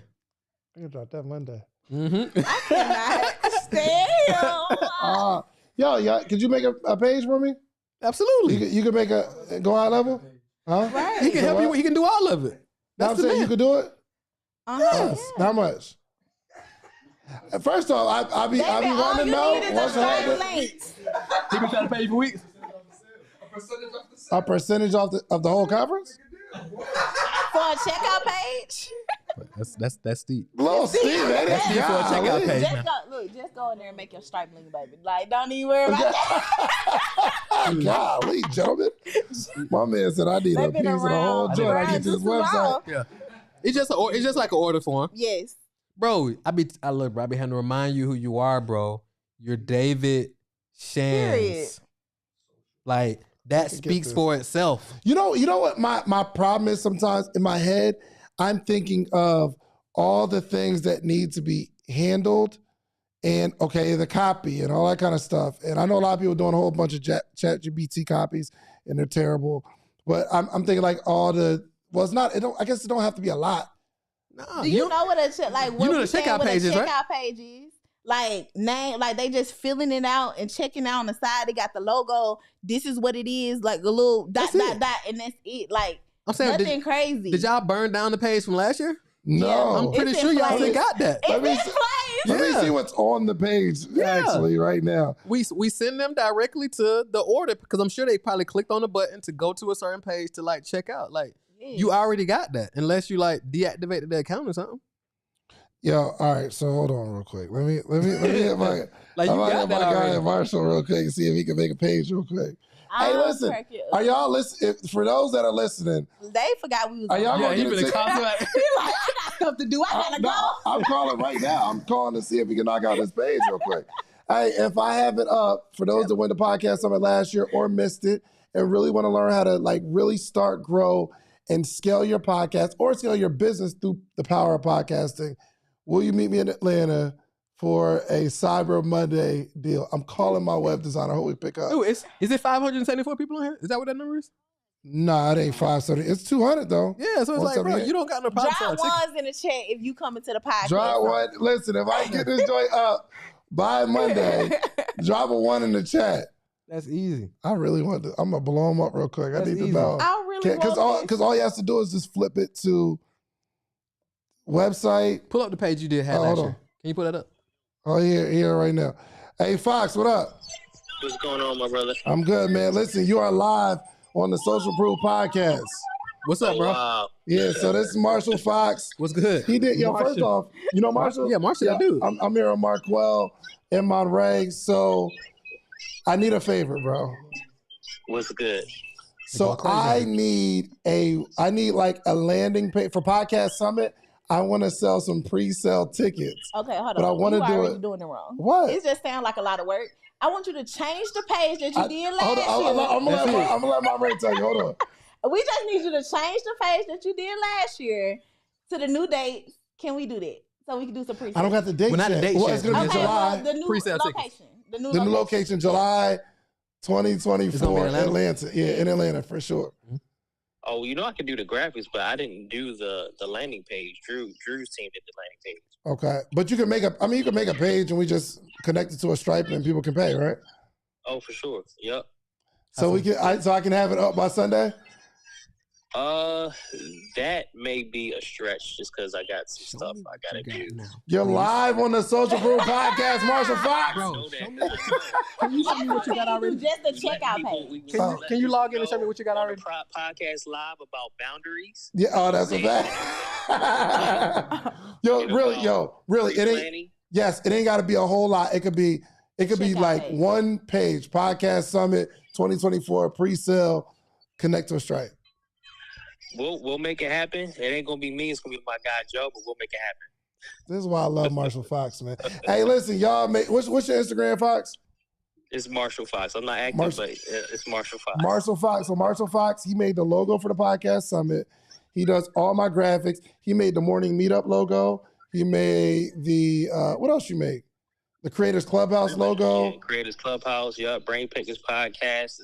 Seven Figure Podcast course. He does all my graphics. So, actually, what just popped up, the thumbnail for the podcast, Marshall Fox makes all my stuff. So make sure y'all hit him up at Nice Watch. The Nice Watch Box. Come on, man. The list goes on. Hey, and tell him, man, Marshall ain't no Fiverr designer either. So don't call him with that left hand. Like, talk about what they told you on Fiverr. Like, Marshall ain't that. Yeah, Marshall ain't that. He's proud to not be that. He said, he said, if you want the best, it ain't the cheapest. No, for sure. So, okay, so he said one of them pages. Okay, say less. This page. So there's a page that's already built. Can your man go edit this page? Yes. Right? And then change all right, look, we're going to adjust it. We'll come up with the copy. Cyber Monday. Yes. Yeah. Fox, I love you, gotta pay. This the page right here. And I will have that stuff to you today. I ain't going to send it to you Sunday and ask me to do it Sunday. Yeah. I appreciate you, my brother. All right, I bet. Yeah. All right, say less. Yeah. This the page right here, bro. Listen, man, you gotta find some coaches that ain't gonna take your little excuses and go crazy. Yeah. So we go in here, we put some up here like, hey, XYZ off, Cyber Monday deal, Miami, dates to be determined, remove the virtual passes option, obviously, adjust these prices to what you want them to be. And then change, maybe, you record a video before you leave? Yeah. Boom. Record a video, edit right there. Hey, y'all, this is Cyber Monday deal. Listen, you buying into this. I don't know the day shit. Just be transparent with them. But you going to get a price that nobody else is getting. After Cyber Monday, this page is coming out. You got the recordings from last year? Yeah. So you made me like, hey, if you get this on the Cyber Monday deal, I'm going to give you the recordings from last year. Yeah. For free. For free. Did you sell the recordings last year? Ooh, yeah. For how much? It might have been like 400, 300, something like that. Like, we sold the recordings last year for $400. By you getting your ticket today, I'm going to give you the recordings from last year for free. Only for the Cyber Monday deal. You can even do one person that buys Cyber Monday. Like, if you go live on Cyber Monday, one person that buys Cyber Monday, bring them to the hot seat. Yep. I mean, I don't know if that's a reward. Another show. But one thing we did do was leading up to it, like people who bought tickets, we did webinars too. And people that bought tickets leading up to it, like a winner would get like 15 minutes on the pod. We talked about, why they bought the tickets to the podcast summit, and they got a chance to get some exposure and stuff like that. So that was cool. And that would be good. Because even if you in your mind, the objection is, I don't know the dates. I don't know when I'm going to go. I don't know. You man, at least I spent $400 to get on social proof. 100%. At minimum. Yep. The opportunity. That's a fact. How much is the morning meetup right now? $500 for the year. I think I'm cutting this, and maybe it's a good question for y'all too. I think I'm cutting it was 90, it was 79, but now it's like 97 a month. I don't even want to do a monthly anymore because I want people to commit to rocking out with us for a year. Yeah, so it's $500 for the year. That makes sense. Good. That's cool. Right? You don't do low ticket, right? I mean, it depends. Depends on the scenario. Depends on the economy. What's going on in the world. Depends. I'm about to launch a book though. So that'll be considered your low ticket. Yeah. Okay. So what's the book gonna do? Because I know, Marquel. Tell me, how much is the book? So we haven't locked in on it, but it's probably gonna sell it for like $4.95. $5. Yep. Which means you ain't trying to get rich off this $5. Nah. Client acquisition. Yep. Walk me through it real quick. I'm gonna get y'all out of here. Y'all been here. So my big hours. It's time to go to lunch, David. No, for sure. 100%. At this point. That's a fact. That's a fact. So I mean, my biggest thing, one of the reasons I'm doing it, because I want to help my goal, my mission as a company is to help 1 million Black service-based businesses add an extra $1 million to their annual revenue. So that's a trillion. One more time, real slow. 1 million Black service-based businesses add an extra 1 million to their annual revenue. I call it the $1 trillion march. So that's $1 trillion that's added to the economy. So, and I basically had an encounter with God, so to speak, a couple weeks ago, and it was like, I don't get there with our core offerings being at a premium at the prices they are now, right? They're good for certain people, but it's like there's a ton of businesses who we could help, but they just can't see that at this point. Yeah. So it's like, how do we still serve them where they still got to pay something so they can commit to it? Right. So we can actually help more people. But I'm sure there's going to be an escalation, though. Yeah, for sure. There'd be other opportunities to like get a deeper experience. 100%. Got it. So you would never just put out a book, just a $5 ebook, just for the sake of it. No. Nah. David is so funny. Oh my God. I mean, that's why most authors are broke, because they don't got a business model to their book. They got a book, but they don't have a business model. Books don't make you millions. Nah. You got to have a business model with your book. Yeah. Some books make you millions. Who? Who? I mean, who? Who is only an author? Yeah. Only. Yep. That you know that made millions. Yep. No Yep. business. Not that somebody that I know. Or even outside who you know, Yeah. who didn't get a big, who didn't get a big like publishing deal that was multi-million dollars. So, But they already had a brand. If you got a Exactly. publishing deal, you already had something. Yep. Can't think of one. Because there's always like a coaching program or something 100%. attached to it. 100%. Personal brand, Yep. something. Tony, endorsements, Robert something. Kiyosaki, all his stuff, like it's always something on the back end. The Secrets of the Millionaire Mind books, their whole model was feeding into an event. So it's like you gotta have you don't make that much money off books. Yeah, that's true. Like you get the notoriety, you feel good, but it's like you don't make no money off of it. Here's the thing. I think it could be kind of relative too, because when I drop my book, not millions, right? But when I drop my book, I'm calculating this book cost me $4 to print. I sell it for $20, which is $16 profit. And in my mind, I'm like, yo, I just need to sell 30 books a week. You know what I mean? To get to what? What else? Exactly. You exhausted by that point. Right. Selling your soul for the But 30 months. imagine when you add a coaching program that book now leads to, where you can actually help them implement what's in the book. But for the 6-figure person, and having a $20 product, you got to sell what? Bro, I'm gonna say For this. bro. $25, I done let's said say this before. 7 a day. Listen. 7 a day. Listen, bro, I done said this before and I'm gonna say it again. And a lot of people feel this type of way. Entrepreneurship is too hard to only make 6 figures. Mm-hmm. Come on I'm now. gonna just tell you. Come on now. Like listen, 6 figures a year as an entrepreneur is small business poverty. Yeah, because you don't get the whole 6 figures. Dude, Right. it's too much work. It's too much work. It's too much work. I mean, and you're not making enough money to even bring in any real deal tax strategies to help you minimize your tax liability. So it's like you're gonna pay the maximum amount of taxes. Oh, say that again, real quick. You're not making any, because like when you, it's levels to like. I felt that. Yeah, because he said you can't even hire somebody to help you with the tax strategy. Not no real deal, because I got some cats who can help you with some really unique tax strategies, but you got to be at least $1 million before he ever have a conversation with you. Like it won't make sense other than that. You can't even implement this stuff. You ain't got enough money. Yeah, Like- exactly. That's just being real. Nah, yeah, that's a fact. I had to do I had to buy like some solar thing or something last year for like taxes. And it's always like, you got to give them like $200,000. But the $200,000 helps save like $800,000. Mm-hmm. You know what I mean? But they don't got it. Yeah. You know what I'm saying? And it ain't like being funny or nothing. It's just what it is. That's why that's why I tell people like the business game really starts at $1 million a year. That's when the game really begins. Because other than that, it's like at 100,000, you can't even really hire a team for real. Yeah. So going for 6 figures is not worth it. No. I mean, I ain't saying it's not worth it. I think it's just a stepping stone to get you. Yeah, to where you need to be. I think it's still But a quick impressive. little 500,000. I mean, 100,000 maybe not. Yeah. Just a I mean, it's still impressive because I read a stat the other day. It's 29 million businesses in the U.S. 22 million of them make less than 100,000 a year. So it's still something to be said for getting to 100,000. Yeah. But like, don't get there and think like the sky's gonna part. Yeah. Even at $1 million, the sky's don't part. The grass still green. It's still different levels to it. But it's like, if you really gonna build something. Yeah. Or you be better off going to find you a job where you make or keep that $100,000 a year job where you can go there, work, and then go home. Right, and they give you all the money. You get what I'm saying? It don't cost you to get there. Yeah, Yes. but So it's with like that being said, that means authors cannot make 7 figures. Yep. With a book alone. without a business model. Yes. An author cannot make 7 figures With the book alone. with the book alone. Yes.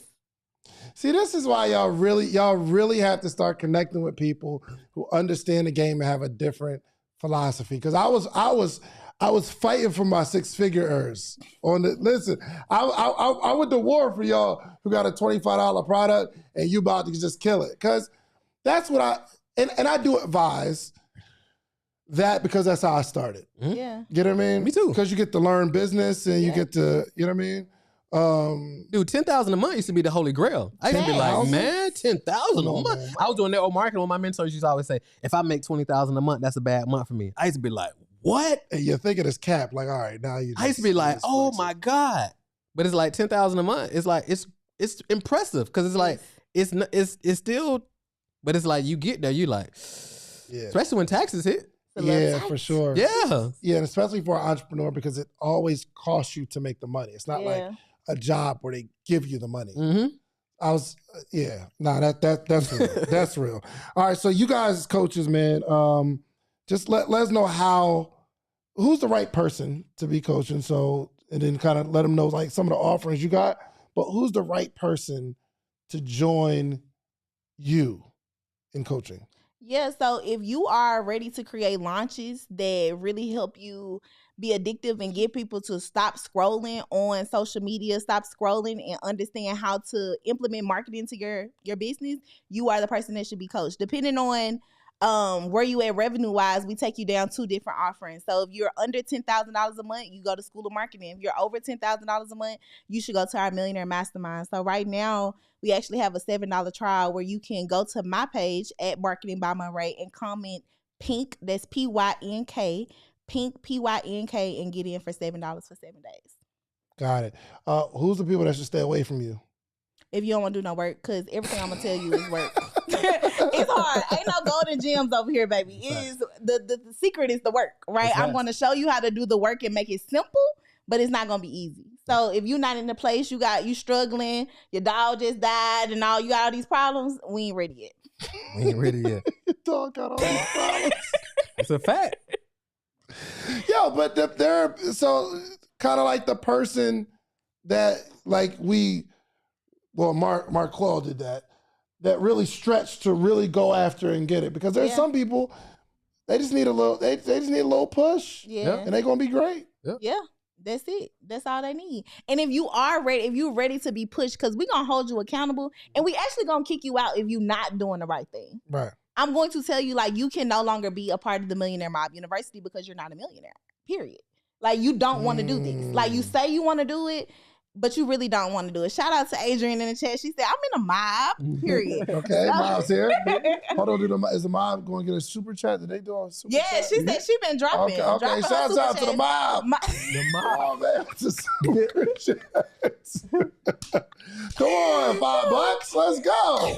Thank you. We appreciate you putting that seed in that ground. I appreciate y'all. Okay, Marquel. Yo, first off, you had a little battle today. Somebody came at you, came at your neck. And you handled it with grace. Did I? Yeah, absolutely. It's the question, did I? See about that. All right, so the type of people that you help. That was my first experience with that. That was interesting. That was your first experience? With that, something like that? Yeah. I mean, I had like negative comments in the chat, but like, for you to jump on the live stream and be like, hey. That's kind of wild. You feel me? Like, that was a little bit different. So I was like, you know what I'm saying? That was so bold. There's a lot of ways I could have responded with that. My man said I didn't know. I didn't know how it was going to go. Like, okay, got it. When you saw it, what'd you think? Like, were you stunned? Like, hold on, what's up? I was like, am I dreaming? Like, am I in a dream right now? Like, is this real? Like, is that a real comment? Like, I ain't used to that. Yeah. I ain't used to that. Oh my gosh. Okay, so who are the people that really need to work with you? So basically, our ideal for us is going to be if you're a service-based business. Hold on, real quick. Okay. Is it another one? I'm saying it's another one. Yeah, hold on. Nah, because I'm looking at the joint. I think Elisa gave 100. Elisa gave 100 on the super chats. I see it on my end. 100. Period. Okay. Now I do got it. Now I really got to take the lunch. Okay. We got to do lunch now. Elisa be going crazy. Elisa said she got 6 pages of notes. Like, Come on, man. Elisa get sewing. That's why she makes money. Exactly. Yes. Like, people miss that. It's like, you can't teach that.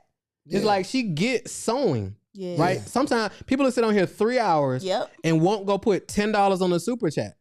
That's going to go into empowering you, but you will sit here and take for 3 hours. Come on, man. And wonder why won't nobody give you no money. It's like you're in it. It's like you're Marquel. Alisa finna close her clients today. Yeah, it's like you're energetically off. Like money, you're energetically off with money. That's why money ain't flowing your way. Because you're a taker. 100%. Listen, we got the members program. And we're gonna be bringing the members in like on the video, so you can like see people. So we listen. Just sit tight, Lisa. We gonna have you on there. That seed you sowing is going to grow so crazy. It's a seed. Trust me. It's a seed. Okay. So let me ask you a question. So service-based businesses, coach, consultants, attorneys. If you want to get more clients, that's who we work with. What's up, bro? That's what we work with. So if you want to get more clients, we typically show you how to leverage paid ads to attract your ideal clients. How do you get in front of them? How do you take them from stranger to becoming a client? Ooh. So yeah, that's what we work with. I like that. Dio, what's up, man? My man, he probably brought me a vibe board. We was just talking about vibe boards. Did you give me a vibe board, bro? He got that $200 discount. This mine? What is it? Another package? All right. Yo, what is it? What is it? I don't know. Open it up, man. Yo, first off, Santa Claus. somebody got a knife or something. So, first off, Neo, we go to his house for events or whatever. Like he'll do like just a random get together, and he'll give away like $300 headphones or mics or something. This is one of my rich friends right here. Period. What is it though? Is this for me for real? It's for you. Oh crap! Sit down real quick, Neo. Cause all right, I know we gotta go. It's fragile. How's y'all time? Y'all good? Y'all good? You good with time? Yes. Okay. Because we've been talking about marketing today, man. We've been on here for 3 hours though, Neo. Neo's in the building. You know what's crazy? I think I might have manifested this, okay? So I said I wanted this show to be like Rap City The Basement meets Howard Stern, right? And you remember Rap City, it just be random people pulling up. So first off, how you know I was here? No, I just seen it on live? No, so wait, just so I'm clear, when I saw you start this at 12 o'clock, I saw her go live. This is the same show from 3 hours? Yeah. Oh yeah, y'all wild. Yeah, it's just y'all doing a lot then. Let me get a knife. Somebody let me get a knife real quick. What are we doing? I'm sorry. Okay. I need some execution. How long does it take to get a knife? Thank you. I appreciate that. So yeah, same joint. Same joint. No, I didn't. No, I just happened to be going by the spot and I forgot you had that. I was supposed to get that to you. You didn't come the other night. Oh, because I was in Orlando. Yeah. Oh, I was wondering why you wasn't there. I was like, yeah, that was. Nah, I wanted to be, man. My kids was in Disney. Oh. I hope that's right too. Oh. Do y'all know what this is? You've been waiting for one of them. We need to get some behind the know scenes. what it is, though? Grab some behind the scenes of this. Do you know what this is? Just look from the. Yeah, I was about to say from the back. All right, pause it. Yeah, definitely put. All right. Wow, Comma Club Award. But listen, That's not the regular one, my boy. This is not the little one. Right. That's the big one. Yeah. This is not the little Neo. Oh my gosh. That's the big one. Yeah. When did we get it? Come on, brother. I don't know. I had it. Yeah, you know what I'm saying? Just came in the mail. Yo, shouts out to the squad, man. Yo, 2 years ago. So this is the 10X. Yeah, so 2 years ago, I was talking to one of my friends that do amazing work, but they weren't like teaching it or coaching it, right? So when I was like, yo, you need to like really start teaching people or coaching people. And she's like, yo, if you help me, I got you. So I called Neo like, yo, I think we could really do some real damage in this space because this person is unique. I don't know if we'll put the person's name on there, but this person is unique like nobody else. Yeah. And she got the receipts and been doing it for a long time. So 2 years ago, we started this program. And this is the $10 million ClickFunnels Award, meaning through one program, me and my partners made over $10 million. That's crazy. This is what's important though is not really about that money. It's really the amount of lives that was impacted. 100%. Yeah, the impact is just crazy. So, yeah. Yo, my heart is racing so bad right now. I saw people get these, and we got the click. What's the first one? Is like the $1 million. The 1 million. Yeah. We was like, yo, we got $1 million. This is incredible. But 2 years later, and you don't think about it like, yo, you've done that much in these 2 years until you see, yo, we produced $10 million. Crazy. As a collective and as a team. It's 1, 2, 3, 4, 5 people together, a collective unit, man. So this is incredible.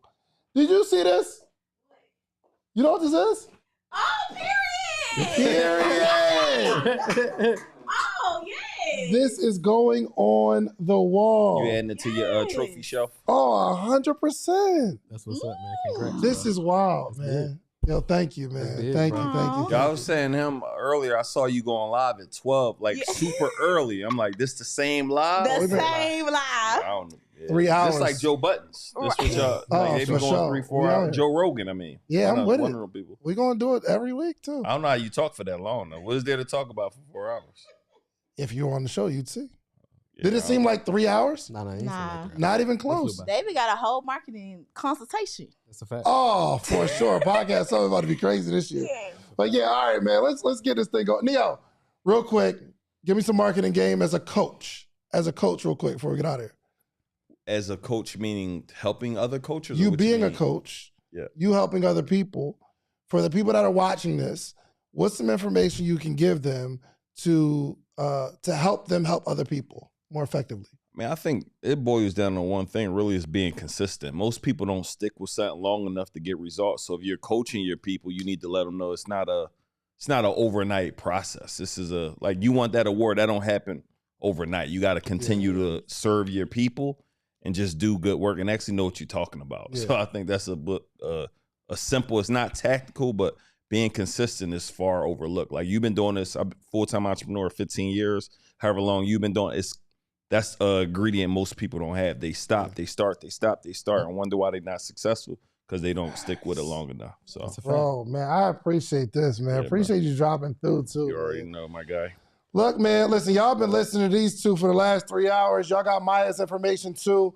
Make sure y'all send Maya a DM. Say, yo, thank you. Yep. Any jewels got dropped? And, Marquel, how can people reach out to you? How can they work with you? So my IG is just my name, Marquel, MARQUEL RUSSELL. You connect with me, shoot me a DM, let me know you're on here. I'm also doing an upcoming masterclass on how to create profitable ads to attract your ideal clients. So I'm gonna be breaking down the whole sauce. So if you go to paidads2profit.com, PAID ads ADS2TO profit.com.